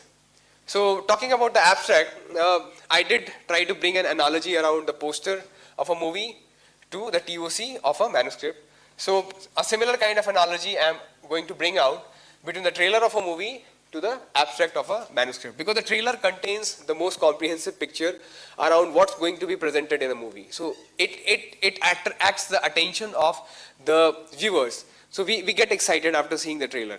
We try to block our calendars. Okay, we talk among our colleagues that okay, we are going to see this movie. The trailer looks very promising. Am I right?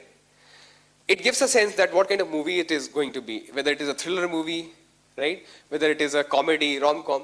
So that kind of sense we get, a comprehensive picture we are able to get out of that trailer. The same philosophy works as a scientist for a researcher when they bring out the abstract component of a research article.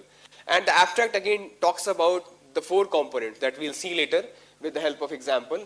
And some of the key things that we need to understand, that we need not leave the fact around that the curious element as a researcher, that we need to ask constantly the question that why this is important. How I am going to bring that the broadness or the broader implication of my research for the audience with the help of that abstract. And this is an opportunity to just catch the attention in the first impression. So just asking the question that who is going to be our audience is important, because as a researcher, you are the best person to understand that what kind of research, what kind of problem that you have identified, and why this problem is important for the broader community. Where the abstract is going to be posted. This is one of the important questions, because many times the article is under paywall and you are not able to see the whole article. In that case, the abstract is the only thing where people are able to identify that what kind of research you have done. So that again attracts the attention around, it increases the accessibility of your research article via different mediums, and there are chances of increased citability. One of the important aspects around abstract is that the keywords that you quote in that abstract, they are very much important in having that accessibility and visibility component, because they are the one which you will find in all of the literature survey, in all the databases that are into the medium. Let's say we talk about Scopus or SciFinder. When somebody who is starting the research career, or somebody who is writing the review or writing an introduction, when they put up the keyword, the different kind of search engine optimization are going to suggest the articles. So if the keyword that you have suggested is into that literature survey, it directs that person to that specific article. And this is how it brings an importance to the keyword that you have proposed. And again, the end goal is what's the basic thing that we want to pose to the audience in terms of what proposed solution we have for that research work, or let's say what is the advancement that you want to set in that specific area of research, or what are the challenges that you have still not solved, and that's an opportunity for the future research audience. So coming to one example and understanding the key components around the abstract, it has to be compartmentalized into 4 segments. And the first segment again talks about the fact that why I have identified this problem. So there would be some background, and that background can start with a seminal research that has instigated in you the problem that you want to focus, or how you have understood that this is going to be my purpose to solve that problem. Then if you have identified the problem, there would be certain mechanism. You would try to have some kind of experiments. You would devise some methodology to solve that problem, and that comes with the help of the second component, where we need to have that component around methodology, the experiment that we want to conduct, which defines again the scope of your study. Then the third component is around, with the help of the studies that you have done, the experiment that you have conducted, what is the conclusion that you derive? What are the inferences which we have? And we have to present it in a very concise manner in the third component. And the fourth and the most important component talks about that what is the broader message that you want to give to the community, because every research has its community, and what is the problem that you have solved, or at the same time what is a challenge which is still unsolved and could be an advancement to ignite that kind of message into the upcoming generation, or let's say the people who are interested to conduct that research work. So this is how we need to understand that component, that whenever we have an abstract, we need to frame our mind into the 4 compartments. There should be a background, there would be a methodology that again undertakes the experimentation part, the conclusion coming out of that experimental methodology that we have derived, and at the end of the day, the way forward. I'll not go into the detail, because again this talks about the same thought process that we want to derive around the abstract, compartmentalizing into 4 categories. That's around background, methodology, major conclusion, and closing remarks. One of the key things that we need to take into consideration, because of the difference and diverse types of manuscript that we have across publishing house, we need to follow the guidelines. So if we want to write it in a different model of, or the manuscript type that we are interested in, let's say a communication format, article format, note format, or let's say review format. So the only component that we need to be mindful about, that what's the guideline, because the guideline for the abstract, the guideline for the manuscript depends upon the type of the manuscript. I'll come to the next part, which is again an important, and you can say it is a glamorous component of a manuscript, which beats the boredom, because many times we do have tables and the data that we want to present to the audience, but it's not always in the tabular form. So it's how we can make the tabular data presentable in graphics form, or let's say we can add we can make it more and more relatable and have a conversation with the audience with the help of the graphics, because the graphics make it more and more clear and concise in one sense. many times people have this thought that, okay, how we should understand the use of color. So it's all about not a hard and fast rule that you should use this color. It's all about having a mix and match that, okay, if the background is too dark, let's not use a dark color as a curve. And if it is a too light background, let's not use a light color for the curve that we are using. For the experiment that you are doing many times, that it happens that you have to reproduce the experiment and to confirm that it has been done in different cycles, you need to confirm and address that part around that error analysis, and please include it. One of the key things that we'll see here with the help of example, that it's all about telling the story of that experiment with the help of the graphics, and that too with the help of different kind of annotations, the major or minor axis, and again what we want to identify with the help of the specific experiment. Sometimes you can put your published graphics into your research article, but the research article should be a different manuscript type. It could be a review, but with the help of a prior permission from that publishing house. But for original research article, you need not have you need to have an unpublished artwork in your research article.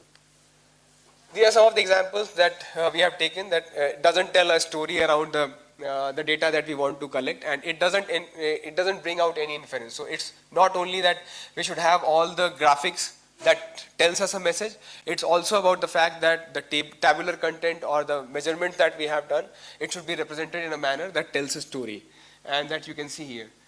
So this is the first format of the data collection that the researchers have done, but it can be simplified. So it's all about how you simplify for the researcher, for the reader, and that makes a sense. So at the end we can see here it all drills down to aesthetic of the figure and accuracy and conciseness of the data that we have presented.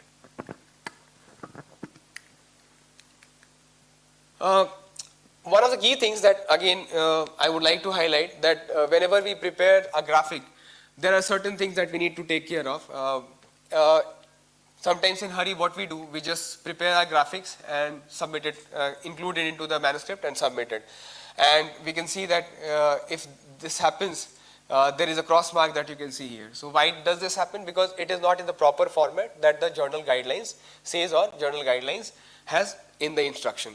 So it's always good to follow the journal guidelines around the DPI or what is the format, whether it be in PNG, TIFF image. So that's how it will become easy for you to understand that what's required. Another thing, the safest option is that whenever you insert a graphic in your manuscript, just convert that whole page into a PDF format and see whether it is legible or not.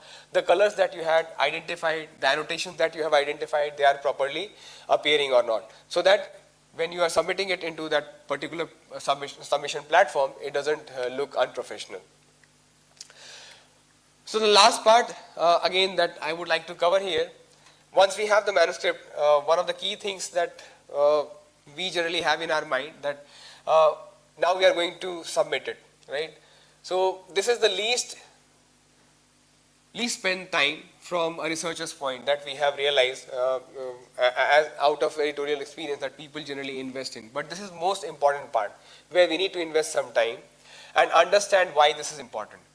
So writing a cover letter is important because it starts the conversation between you and the editor or the editorial office. So this is a window where if you are able to knock properly, you will get the entry. Or you can say this is the place where you have to sell your research work, or you can have a pitch for your research work that is very concise, precise, and impactful.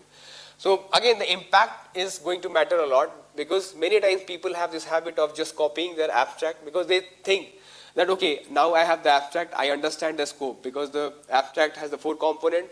It talks about the background, methodology, the conclusion, and way forward. So people have this kind of thought that, okay, now I am ready. So I am going to copy the abstract into the cover letter, address the editor of that particular journal, and I'll submit it. But this is not the way it works. We'll see with the help of example. And one of the rare examples that we have here, and if anybody could tell us why it is rare.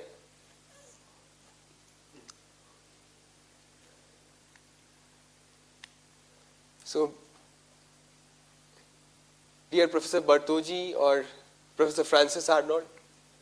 Any correlation? Professor Carolyn Bertoggi is the editor-in-chief of ACS Central Science. Now any correlation? Okay, I'll tell you. So this is a rare example because this is a cover letter which is written by a Nobel laureate to a Nobel laureate who is the editor-in-chief of a journal at ACS Publications, ACS Central Science. Anyways, so the component that we wanted to highlight, that a cover letter is very much important because it's not only a message that you want to communicate to the editorial office, but it's the first impression that you want to generate about your research article, the impact that you have, that you want to create in that community. And if you're not able to address that particular intriguing component with the editor, and especially with ACS Publications, because ACS Publications, all the editors are scientists, so they understand what kind of research you are presenting. So the impact is not clear there, it's not going to make a sense. So the first part that we need to understand is around the proper salutations. We should not, it's advisable not to write as hi, hello, dear sir, madam.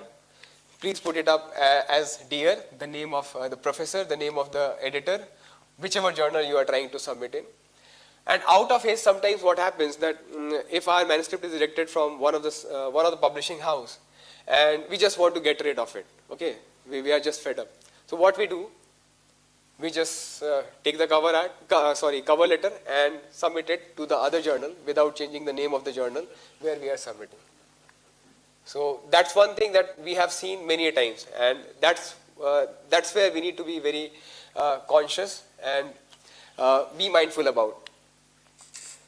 We talked about the third component, and which is the key component, that we need to be very much clear about the highlight of the work, the impact that we want to generate with the help of our research work. And at the end of the day, every journal has a community. So we need to understand. So whenever we are done with our abstract, we are ready to understand the scope of the journal, where we want to submit. So once you have that understanding around the scope of the journal, it becomes very easy to submit to a particular journal, the particular community that we belong. So until unless it addresses the readership of that specific community that the journal belongs to, it doesn't make sense. And at the same time, it's also about the kind of impact that you want to create with the help of the cover art, the cover letter. So with this, I would end. And again, Maggie and Professor Brian Brooks highlighted about the different resources at ACS, and you do have the flyers, so that helps you scan directly and get access to the different kind of resources, ACS Author Lab, ACS Resource, ACS Reviewer Lab, and we have an open access microsite where you can have all the open access articles which is at ACS Publication journals, irrespective of the different kind of journals that we have. So with this, I have set the stage and set the tone for the editorial interactions that we wanted to have. And I have my colleagues, Dr. Asha James here, Professor Brian Brooks, Dr. Margaret Mills. So feel free to get this opportunity to ask as many questions as you can, and we are happy to answer.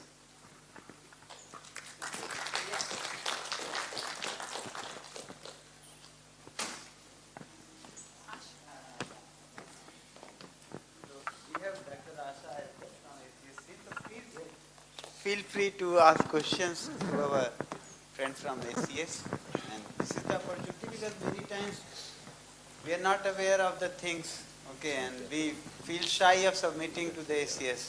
Generally they are tough journals, certainly, but what are the things that they look at while selecting the paper for further review or otherwise, and you can ask many questions. So if you have some query or otherwise.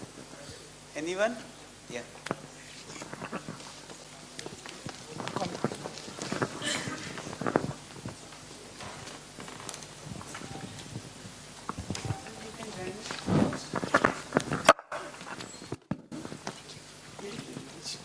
Hello.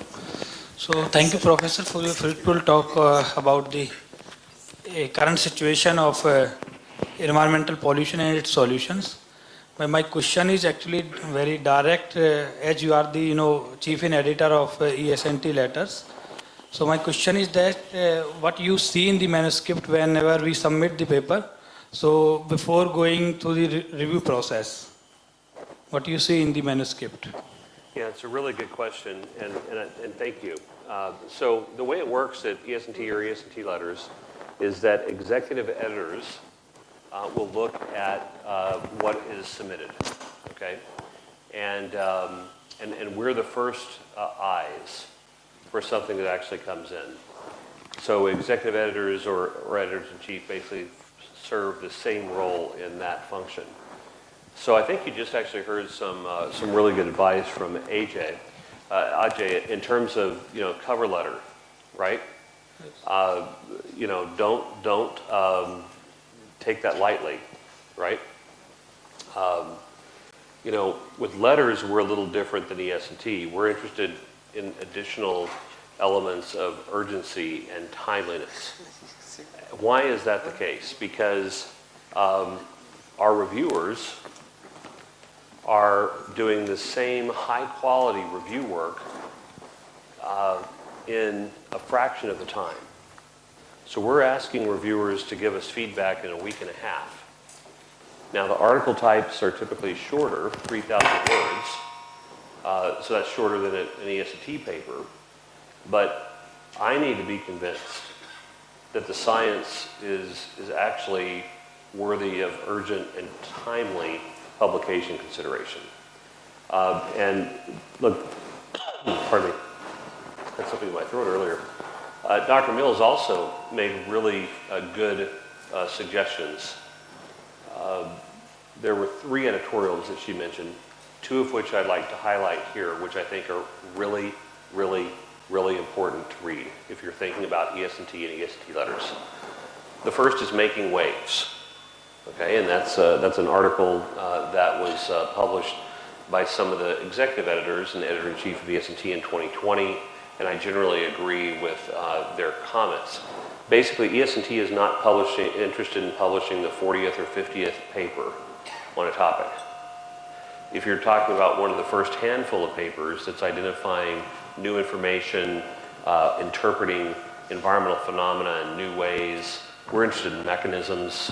Descriptive science is not going to cut it. It has to be generalizable, right? So that's why the second editorial, I think, is even more important for you to read. And I think it's not just important for you to read if you're interested in ES&T or ES&T letters, but for almost any journal, okay? And it basically says, why was my paper rejected without review? Yes, thank you, Professor. So actually, I want to extend my question. I'm sorry, I'd like to continue to make that point, if I can. Is that better? Okay. There's some sort of feedback. Yeah, so why was my paper rejected without review is a very important editorial. And if you look at our author guidelines, I actually remember telling the authors of this particular editorial, ES&T, thank you. Thank you very much for writing it, because then I didn't have to write it. But we include this in our author guidelines, and it provides incredibly important tips. And if you read that editorial, I think you'll identify some of the reasoning why we might make decisions to not send a paper out to review at ES&T letters. Because again, we're asking colleagues, and we're very fortunate the best people in the world are reviewing for us, and they're doing an incredible job in a short period of time. So we basically are going to conform to that type of advice in terms of in the author guidelines, and then we'll also basically need to be convinced that it's urgent and timely. So sorry about that. It's not. I was having a reverberation, but please go ahead. Thank you, Professor. So I have to extend my question. So sometimes actually I face problems via ACS as well as some big reputed journals. When my question is that is a big giant name in the paper impact, or there is some biasness regarding that? If there is some expert or big giant name in the paper, is it impact the articles for the review process? Sometimes I face actually when we send the journal, our work is very very nice work. So sometimes they compliment the work, editors, and then reject the paper by saying that because this competition is very high in this journal, that's why we can't proceed your journal to review process. So is it? That's my thinking actually. Well, I can't comment about my experience or your experience with other journals, but what Yeah, I for can, sure it's with other journals, not from EST letters. but what we do try to do with our journals is actually provide more information, actually provide justification for why we actually are making decisions that we make decisions. But again, as I mentioned during my presentation, I'm happy to chat with people, yourself, others, if there's an interest in a particular article for our specific journals. You know, generalizable knowledge. It can't be descriptive. Everyone does research in their backyard, right? I do, probably some of you do, but how is that information really moving the field forward? How is new knowledge generated? How are we understanding mechanisms that have broader applicability around the world? Yeah, thanks for the questions. They're really good questions. Thank you, They're- Professor. Yeah, they're not uncommon. So, but we're here to help you try to get those answers and increase your successes. Yeah, thank you. Any other?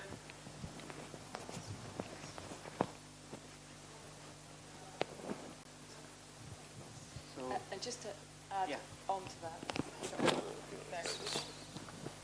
Okay, yeah, just to add on to that. So these are the editorials that Professor Brooks was just referring to. And these are great resources to give you guidance as to what exactly the journals are looking for, to give you a better chance of success of getting through. So if you can frame your research in the right way, put it in that broader context, so it has global implications, and really clarify how it's moving the field forward, this is what the journal's looking for.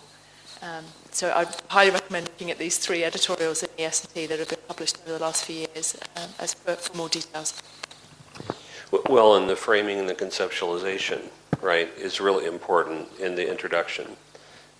You know, we were talking with the professor earlier. I mean, you shouldn't be writing your introduction first, right? You should write your methods and, you know, settle on your figures and tables and basically select those figures and tables that are going into your manuscript. And really, you should be oftentimes writing your introduction last, right? But framing the question.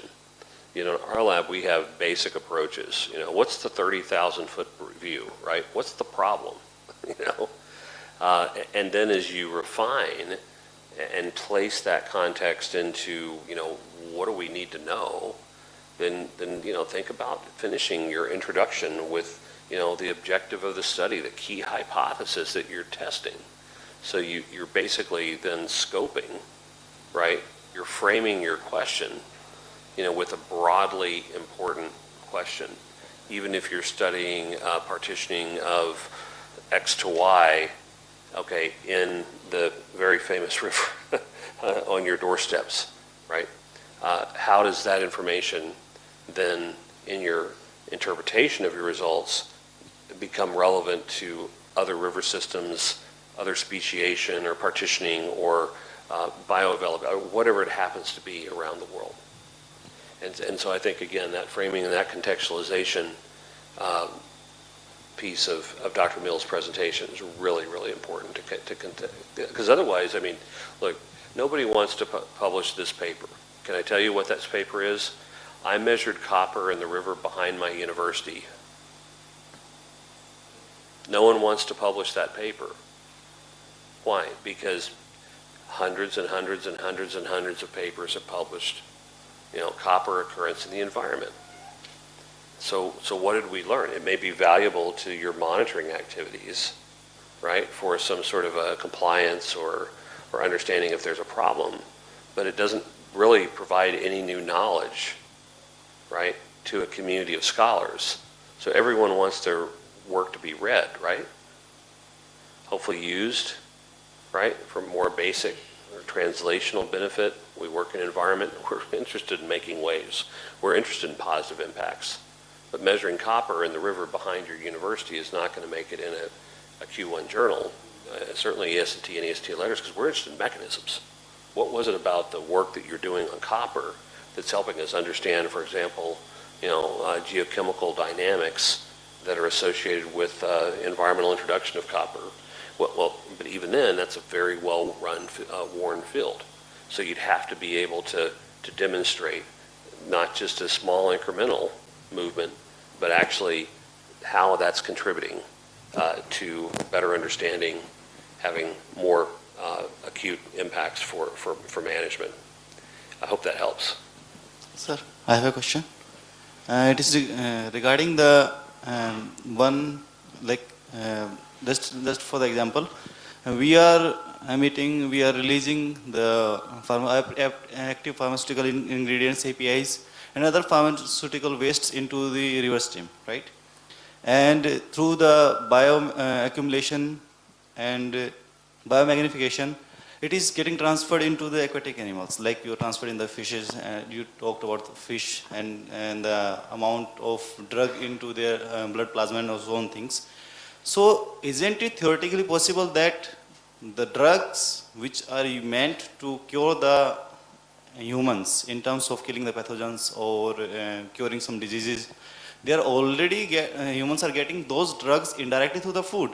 So technically that is solving the problem of like eliminating diseases, right? That is, theoretically it should be eliminating diseases. Isn't it the way it should happen? Well, if we're thinking about human consumption of fish, for example, that are accumulating pharmaceuticals in the field, we're not really concerned about that because the levels of accumulation are really low. In fact, our work, again, which was pretty new, and it's now been repeated all over the world, it's very consistent, is that you would basically need to eat 3,500 fish, okay, to get one dosage of a pill. So that relative risk is so low, right, to human health. And you do need to take into account sensitive subpopulations, women of childbearing age, children, immunocompromised individuals. But even then, the margins of exposure, the margins of safety we think about in risk assessment are really, really small. However, there may be ecological concerns, and I think our group and a number of others have demonstrated that.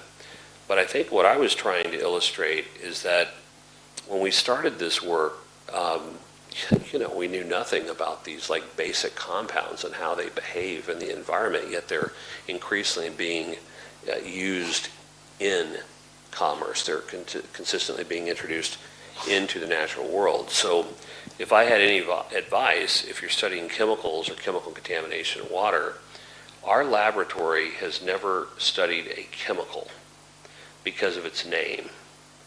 We select chemicals for study because of their attributes. We're trying to understand how they behave in environmental matrices and biological systems. And so what we learned is that we know much more about the behavior of pharmaceuticals in biological systems, which gave us opportunities to ask questions about how chemicals with attributes like those may also behave in the environment and biological systems in the environment. And so I think it's a great example of how we can actually take information that has been developed maybe in human health and help us at least develop testable hypotheses and in our case develop now new predictive models that are being used by regulatory agencies to help advance bioaccumulation for very understudied compounds of concern. I have one follow-up question also. Like, suppose like it happens in our lab also, like we are degrading a dye. Okay, in order to degrade dye, we have various routes, like electrochemical or through the chemical methods. But in order to remove a toxin, it may be XYZ chemical, we have to use 10 more chemicals. So technically, in the process of eliminating a potential or existing threat, we are creating more threats. Isn't it like creating a fire to haystack? Yeah, thank you again. These are great questions, right? And so the ounce of prevention is worth the pound of cure, right? Look, I mean, we could take the approach that Switzerland is taking, which is basically taking almost anything out of their wastewater discharges to levels that almost can even be detected at quantitative levels. The amount of carbon that is used, okay, in terms of fuel to make that happen is profound. So in that scenario, if you use a traditional approach, say membrane-based approaches, you're gonna use so much energy, right, that you're basically creating risk trade-offs.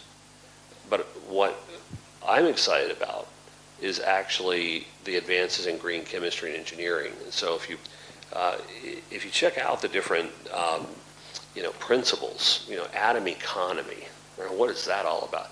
Well, these are really cool concepts. And so, if we can design compounds that are actually degrading more rapidly or inherently less hazardous once they're in the environment, then the idea is that our requirement to treat those substances, okay, and spend so much money to do so may become relatively irrelevant, in some future state. In fact, again, going back to my colleague Julie Zimmerman, recently published a very interesting article thinking that maybe the way that we need to be regulating chemicals in the future is based upon the properties of the chemicals. Or getting back to this long-standing thing that we've held, is that it's the attributes of chemicals that make them interesting and useful. Can't we also understand the attributes of chemicals that could be designed much like that we design rationally pharmaceuticals to have intended functions with less hazards? Can we also advance moving those types of processes forward to be more sustainable in our chemicals development? Yeah, thanks for the questions. These are great questions, guys. Other questions related to publishing or otherwise? Hello. Is it working? Yeah, this is Shubodh Sharma, a visiting professor here from Kathmandu University. I first communicated environmental science and technology in the year 2003-04, and my paper was rejected. But fortunately, one of the photo was accepted as a cover page. And in that photo, there was a passive sampler which was installed with Mount Kailash in the background. So I was very happy that that photo is selected, but my paper was rejected. And the ground for rejection was poor data. I immediately communicated saying that in order to collect this poor data, I risked my life. The data was from 50-meter elevation all the way along to 6,000-meter elevation. I did that once, but I couldn't dare to do that twice. But still, it was rejected. Now, my question here is, you as the editor-in-chief, where in the Asia Pacific, South Asia in particular, not much research is going on these natural sciences, pollution, this and that. Is it fair to reject a paper on the ground that the data is poor, and this data was from data deficit region of the world? Yeah, it's a good question. So I'd have to be able to make an evaluation of a specific study, right? Limited numbers of observations, if they're truly unique and novel and provide new light on a long-standing or even a new topic of concern, can have a lot of value. And so, but again, I think that would be the kind of topic that I would encourage an author, and I do appreciate the links to which, the challenge to with it takes to actually collect data. I remember a former Nepalese PhD student that I took on a boat for the first time, and I think he gained an appreciation very quickly how challenging it was to collect fish for his dioxin, furan, and PCB analyses. And now he's a professor in the United States. But the point is, I really appreciate your comment. And so it really gets to, is the data sufficient to be able to develop the argument, okay, based upon the data interpretation? But is that linking back to the research question that is still sufficiently robust and novel to try to, not in a small way, incrementally advance our understanding? So it's a great question, and sample collection is a real challenge. So I appreciate the sentiment. Thank you. Any other question? Maybe I'll have to ask questions on their office sometimes to make them enthuse more. Okay. So, yeah. Thank you. So, many of my students are not here, and I guess it is the same for all other students also. So, how do you judge? Sometimes we have papers which go for review, okay, and then out of maybe 5 reviews, one is only critical, but still the paper gets rejected. And sometimes when, I guess we can call lucky, so it is rejected by one of the reviewers or 2 also, and then it has happened to me few times that paper is still has been considered for further revision and ultimately accepted also. So how do you get into that? So can you? Sure.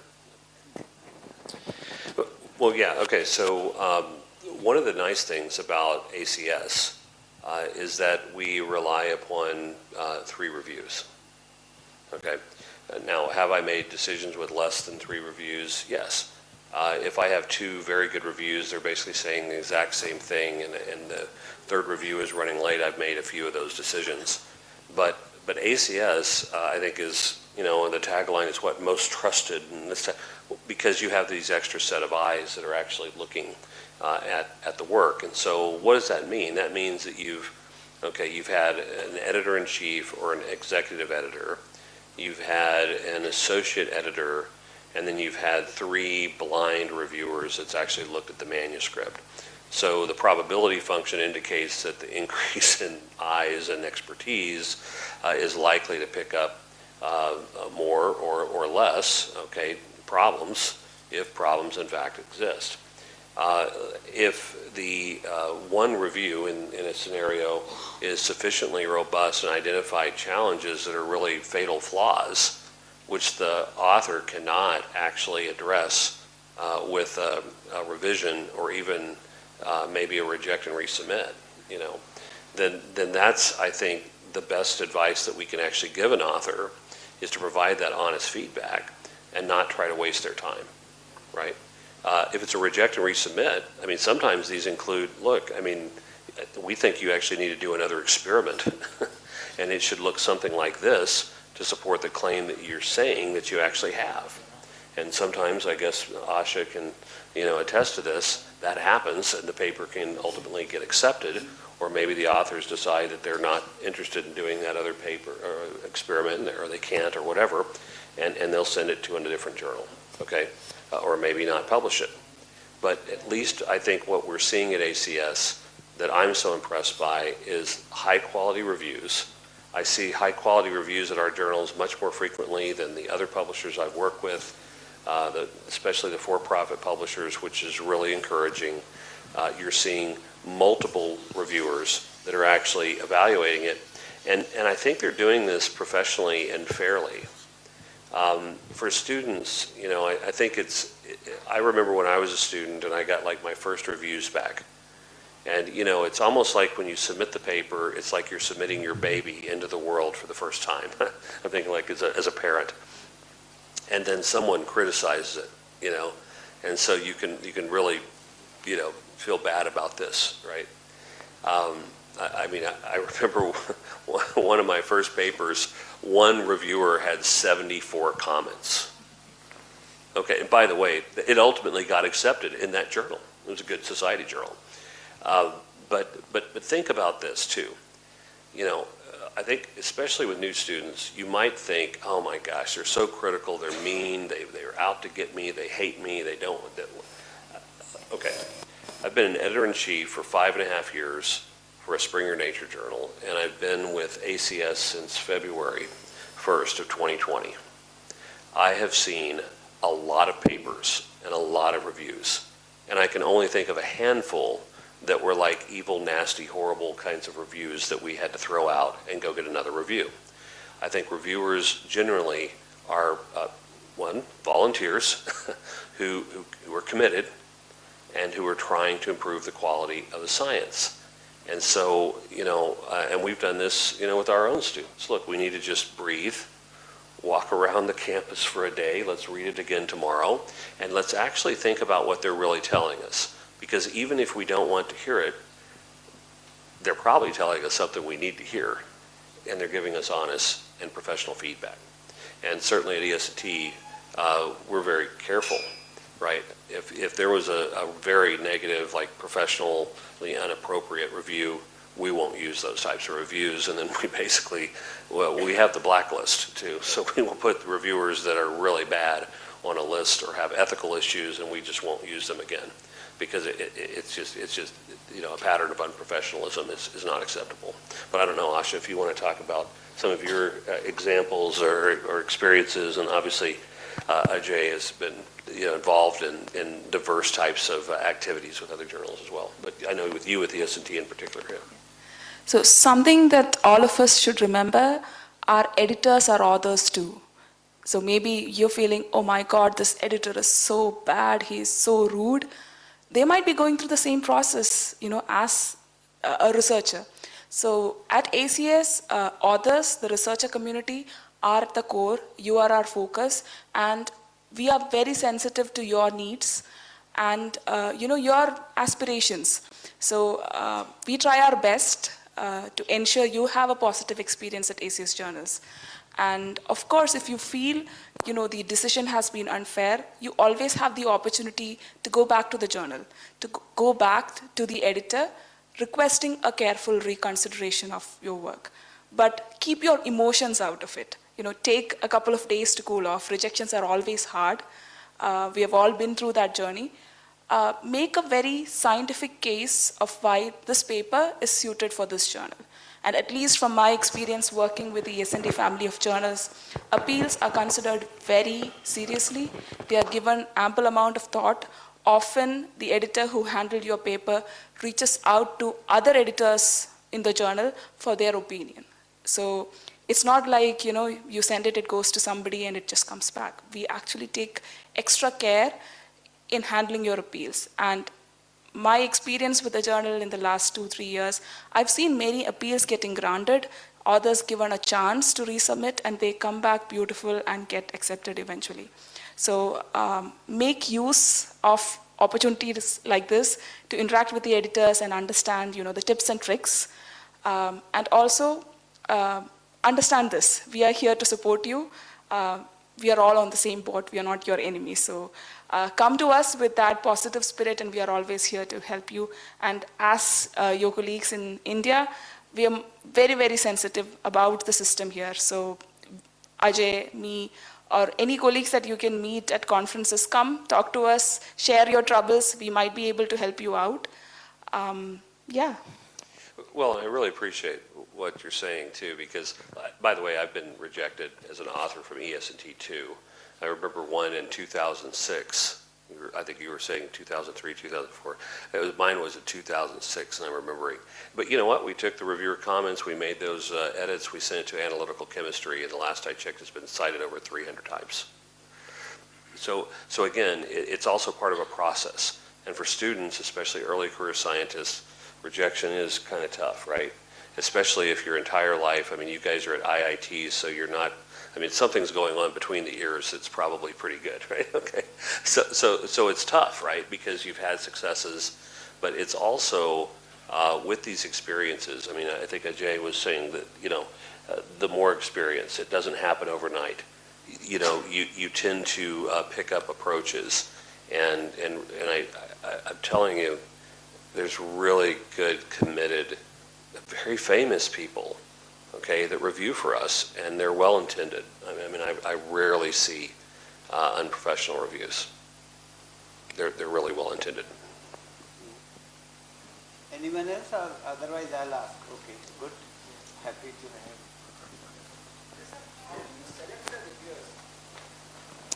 Okay, yeah, okay, so how do...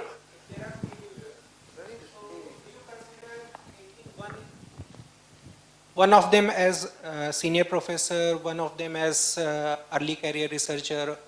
Like, how do you select reviewer, and how do early career researchers feature in the as a reviewer for any paper? It's a great question, right? Because this is we're talking about how it actually gets done, right? Okay, so with our journals, we encourage authors to submit recommended reviewers. And many journals do this now, right? We're requiring like 5 recommended reviewers. All right, but we also ask you to justify them. Okay, here's a good way to get off on a bad foot with an editor. Recommend all 5 people from your same university. Okay? No, that's an institutional conflict of interest. We also have conflict of interest. You can't have published with people in the last 3 years. You know, so this is an ACS-wide policy. So you can't try to like have people that are your friends do the reviews for you, right? That's not objective science. We're about objective science. We're about rigor, right? We're the most trusted, or I think we are. It's a fair process. It's very transparent. So you want to recommend reviewers that, one, you don't have a conflict of interest with, okay? But make sure that they have subject matter expertise, right? Why recommend all the people from the same country, right? I mean, who are you citing in your paper, right? Recommend the people who you're citing in your paper that have those established publication records, because editors check, right? So if there's recommended reviewers, okay, I'll never select all of the recommended reviewers for a paper, okay? But I will check, and if there's not conflicts of interest, then I may select some of those recommended reviewers and ask them to review the paper. But they've got to demonstrate that they have subject matter expertise, which is a publication record in the space, and there's no conflict of interest that I can tell with the authors. Then the second thing I'm doing is I'm actually identifying who else is publishing in this space. And I try to make sure it's fair. So I try to make sure that I'm selecting people from multiple countries, oftentimes, right? Early career versus late career. You know, I've never asked Bertazzi or Francis Arnold to review a paper because they don't really do environmental stuff. But I don't think I've ever asked a Nobel laureate to review a paper for us. You know, we get incredible reviews from early career scientists, and I would encourage you all, when you start publishing first author papers in international journals, this is what happens. The reviewer lab resources that ACS uses, okay, and provides to you for free, I highly recommend taking it, because what ends up happening is in our system, you get a badge that says RL, and I can see if you've actually taken that training course. I know editors look at this. We also keep score. That is, we rate reviews when they come in. Why is that important? Okay, if I find someone and before I ask them, and it looks like they always say that they will review, and then they never deliver, right? Or they're always very late, or when they provide a review, they're not good, then as an editor, why would I ask that person who doesn't take it seriously, is not professional, okay, to actually perform a review? So if you're a young scientist and you're asked to review, do it, and do it well, okay? If you haven't had a chance to review a paper, talk with your mentors, right? Talk with other senior colleagues. Oftentimes what I'll do in my lab is if I'm asked to review a paper, and actually I just got one of these, and this is what I'm going to do. I did it earlier this year, actually, with the S&T. And so I told one of the colleagues from the S&T, I think my review karma is pretty high this year, which is to say I'm reviewing lots of papers, handling lots of papers. But if you actually assign it to my senior PhD student, here's what will happen. He'll review the paper, okay? He'll get the credit for it. But I'll also review the paper. I will meet with him, we'll compare notes, we will merge our review together, and then you get a piece of me, but he actually gets the training experience on the review. Now what that does is also then starts establishing a record increase in the confidence of the early career scientist. So what I'm saying is that there are so many factors. Number one, there better not be any conflicts of interest. Number two, there better be subject matter expertise. We try to diversify geographic regions, right? We try to give early career, late career people, I mean, we're focusing on expertise, right? But if in our system and you have not been doing good reviews, why would we ask you to do another review? This is just honest, okay? Also, I think all journals, regardless of the publisher, the editors remember. They have memories, okay? They have memories. So it's a good idea. Like, how do you become an editorial advisory board member, right? Well, we have EAB members that have won our best reviewer awards, right? We have associate editors that have been on EABs, right? Won best paper awards. So it doesn't happen overnight. It's step by step. But these are the kinds of things I think all editors are looking for in asking reviewers. Subject matter expertise, no conflicts of interest, and previous track record are the first three. Thank you very much. It's an excellent question. Thank you, sir. Any other question? Yes. So you can ask. You are loud enough, I guess. Sir, I have a question regarding the peer review process.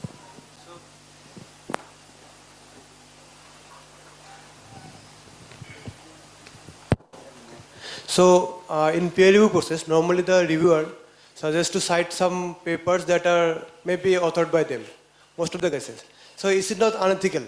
Like in our recent cases, in one of our labs case, so one of the reviewers suggested to cite 7 papers of single corresponding author. So practically maybe he's the guy reviewer.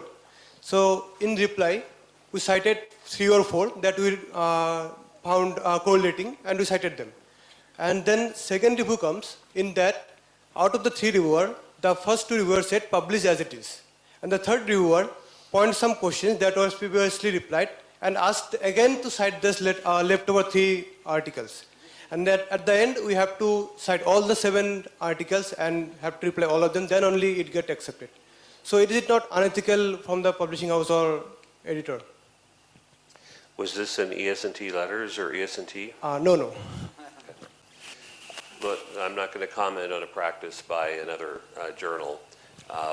But you know, associate editors that are handling papers with our journals are going to examine reviewer comments and author responses very carefully. And we tend to have very good reviewers, but we tend to have exceptional editors with good judgment. And so I would be very surprised if something like that were to happen in our journals. That's a good question and comment. Thank you. Just to add to that, in case this happens, again, remember, we are here for you. You can actually mention that in your letter to the editor. So when you submit your manuscript with revisions and the response to reviewer comments, you also have an opportunity to write to the editor, right? That doesn't go to the reviewers. So you can mention in that letter to the editor that this has happened, and share your comments in a professional manner, not an argumentative or, like I said earlier, keep your emotions out of it. And any professional editor will seriously consider it. So editors are authors too, editors are researchers too, so they understand what you're going through. So we'll be happy to talk about it more later on.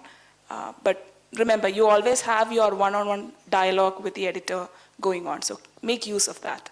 Just to add that in one of the journals that I am looking, sometimes it happens. So I'll mark that reviewer for blacklisting. Later on, I'll never send it. And I'll do send the comments to the author, but I'll mark that there is no need for citing the papers. You look into the constructive comments. Okay, that is what we should do. Yeah, especially in ACS journals, this is something that we are very particular about. That because with the paper mills cases coming out from different countries and the ethics and plagiarism cases that come out. So, and again, the rat race around the impact factor, that people try to have the self-citations and have more and more citations around their specific journals. So we try to be, and that's the reason why we never try to enter into these kind of, what I can say, competition. It's more about the science, it's more about the evidence that the reviewers are providing or the critical judgment that they want to do around the papers, not on the self-citation or the citations of the paper. So, and again, as Asha highlighted, you always have this opportunity to come back to us, to the editorial office, to the editors, and make a mark of it. Well, and just to make sure for the the grad students here that maybe you haven't been involved with publication very much yet, how do we do it in our lab? Okay, we get an Excel spreadsheet, and in column A we put the reviewer number, in column B we put the reviewer comment, and in column C we put our response. And we don't always agree with the reviewer, but we say thank you for the comment. We respectfully disagree, and then we provide justification, right? So if you don't have to agree with what the reviewer recommends, I mean, I've had reviewers recommend doing something that's just categorically incorrect, like, okay, well, I remember one time we had a paper in a different journal, not an ACS journal, and, associate editor sided with a reviewer that wanted us to perform a type of statistical analysis that was incorrect. And so then I wrote to the associate editor, and I basically relayed to them that they were correct and incorrect, and here's the reasons why, and we're not going to do it. And the person wrote back to me and said, well, if you want it accepted in this journal, then you're going to need to do it this way. And I said, okay, no longer consider our paper for your journal. We sent it somewhere else, and it's been doing very well. So the point is that, as an author, you don't have to agree with every reviewer comment, but again, keep in mind that the reviewers aren't typically out to get you. In fact, they're almost never out to get you, right? They generally are not going to be doing the kind of thing that you observed. I think they're really well-meaning, and we're basically trying to make sure that that doesn't happen in our journals. Thank you. It's a really good comment. We're getting great questions and comments today. We are getting late. Maybe one or two questions maximum. I have a question for new age researchers. Suppose ACS, we know that it is more chemistry, chemical others. So suppose somebody is from other background and they wish to publish something. So is there any tool which is there for a general selection via like copy pasting their title or this, that may help the new researchers, or any suggestion with respect to that? So we do not exactly have a tool, but I can give you the jugaad way out of it. Jugaad is a Hindi word meaning like very quick fix. Yes. So you can go to the ACS publication site. It's ACS pops.acs.org. The journals are categorized by topical areas, and as you click on that and you hover up around a journal, it will give you a brief synopsis of what the journal is about. That's the first level of screening. Let's say you work on, random example, microbial fuel cells. There is a search bar on top of the ACS publications page where you can type it in. And there's an advanced search feature from which you can choose journal, you can choose time frame, and use that feature to search for the keyword. You'll get a list of recently published articles or top cited articles. So you can further filter it by significance. That means the top cited articles come up first, or you can go for year. So the most recent articles come by. And then your field very well. So you can go through those list of papers, see where they are published. So you will probably get to know from the titles, read the abstract, what is an appropriate journal for your work. In addition, if you have identified, let's say, 4 or 5 journals, go ahead, go to the journal, read through the scope document. ESND is great because we have a lot of editorials about, what is in scope, what are, the requirements per topical area. Many other journals also have that. If you are interested to chat about, like a pre-submission query, you can reach out to editorial offices. Some editorial offices are super happy to respond to that. You can even visit, in India, We have a team of ACS publication staff. There are more than 12 of us in India. You can reach out to us. We'll be happy to help you. So maybe not a tool, not artificial intelligence, but we have human intelligence very active here in ACS. This is good enough. Thank you. Maggie, do you want to add something? No, that's perfect. Yeah, you can reach out to the managing editors too. I'm probably giving Maggie extra work.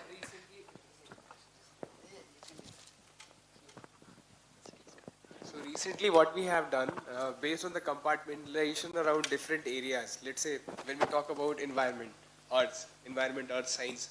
So now we have different landing pages. So out of them, like 9 to 10 landing pages we have created. So that's a better way for the young and early career researcher to find out what's happening in the specific area. And that's how we try to identify our research, how we associate with it. So ACS publications is a, what I can say, is an ocean. That web page is an ocean, and it has been created with so much intelligence, not only artificial, but what we are trying to bring in. There is a lot more human component, and that's how we want you to, and we request you to go ahead with it, access it, go into the details, and that will open up more and more layers around it. So, and if you have any queries, please, we are here. So feel free to connect with us during the posters, or let's say when we have the tea and snacks interactions. Thank you very much. I guess all of you can collect these, all of you must have collected, so it's very good. You can stick it in front of your desk. Okay, use it. I also did it many times. I used to write also at what you have to do. I'll plan a paper. We are discussing that in a day. We'll plan that. Okay, I'll write one paragraph. That's it. I'll watch a movie. I'll drink coffee 5 times, but I'll write a paragraph for that paper today. And within 3 weeks, the paper will be over. So, That's right. That was a little sidebar conversation. I'll do this with students, a lot, and then, I mean, it's a paper, so it can be overwhelming, especially if you're doing this for the first time. Has anyone deconstructed a paper in the journal that you plan on submitting your paper to in the area in which you're working? Have you counted the number of typical, paragraphs, figures, tables? Have you looked at the actual component? This is the skeleton, this is the outline that's fleshed out. Well, just deconstruct it. And so, like the professor's saying, write 1 paragraph a day, but before you go to sleep, start thinking about what you're going to do tomorrow. Conceptualize it, right? Anticipate. I write in my head. These editorials, I generally write them before then I sit down and write them, and I owe her something in 2 days, okay? And I've been writing it on driving around India with my colleagues, and then I'll sit down and I'll just knock it out, okay? Because I'm anticipating. So maybe you can try to think about that mental modeling approach as well. please do collect them. There are 2 things, ACS Authors Lab and ACS Reviewers Lab. All of you please do visit. It's very important. Okay, and There's a free certificate course. free certificate course, and will be. So I think we'll stop now. Okay, we are already.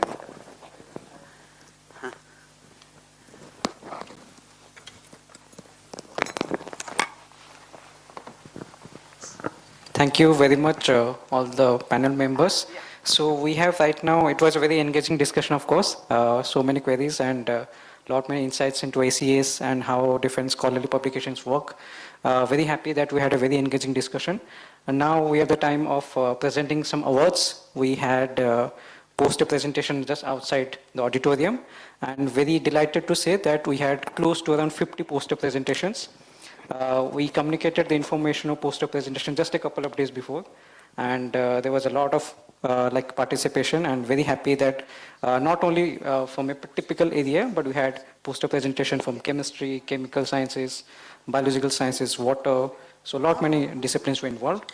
It was very tough for the jury members to decide the 3 different awards. I would like to request Professor Brooks, Professor Margaret Mills, and Professor Srivastava to please hand over the 3 awards. So 1 award goes to Mr. Ishwar Sharan. If Ishwar is here, yeah, please.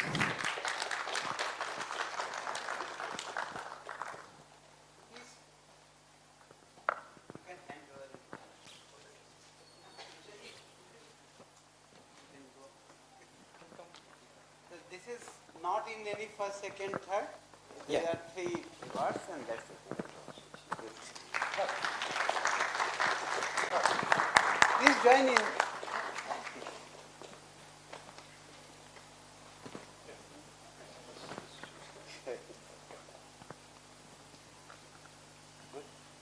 Congratulations, Ishwar. Next award goes to Jinan Al Hariri. International student.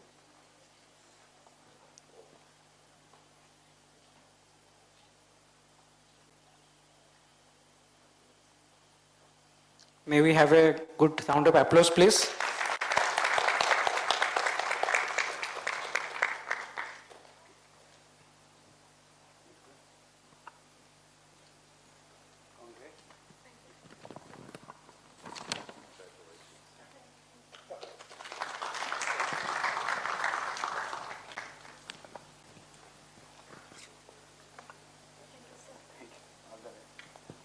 Congratulations, Jinan. Next award goes to Mr. Ashish Kodadia.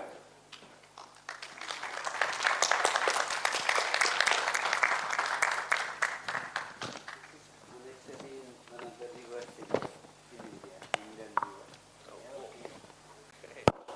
It's material related to it. Yes. Absolutely, absolutely.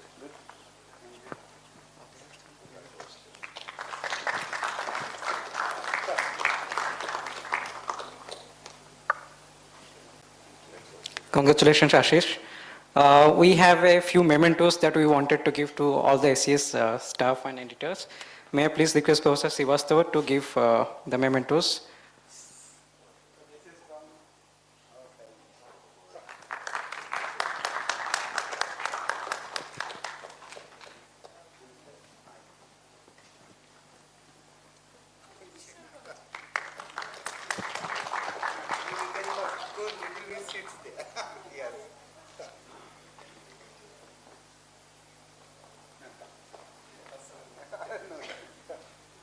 Please join in. We'll share the photographs today itself.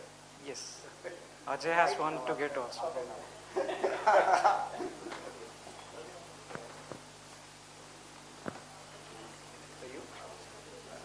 Yes.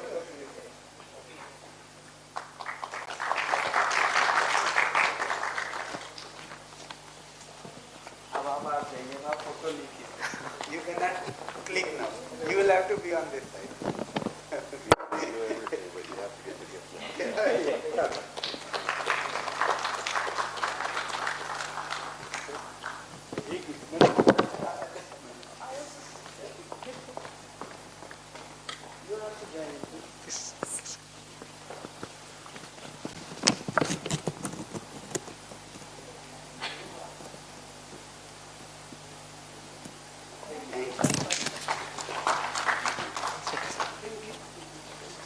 We can have joint photographs. Yes.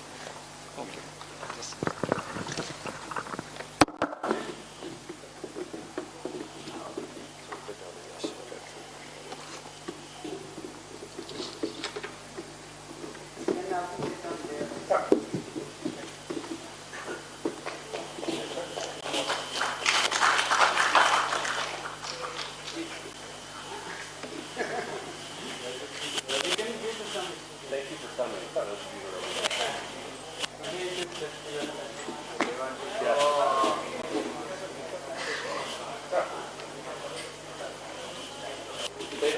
thank you for coming. And I mean what I say.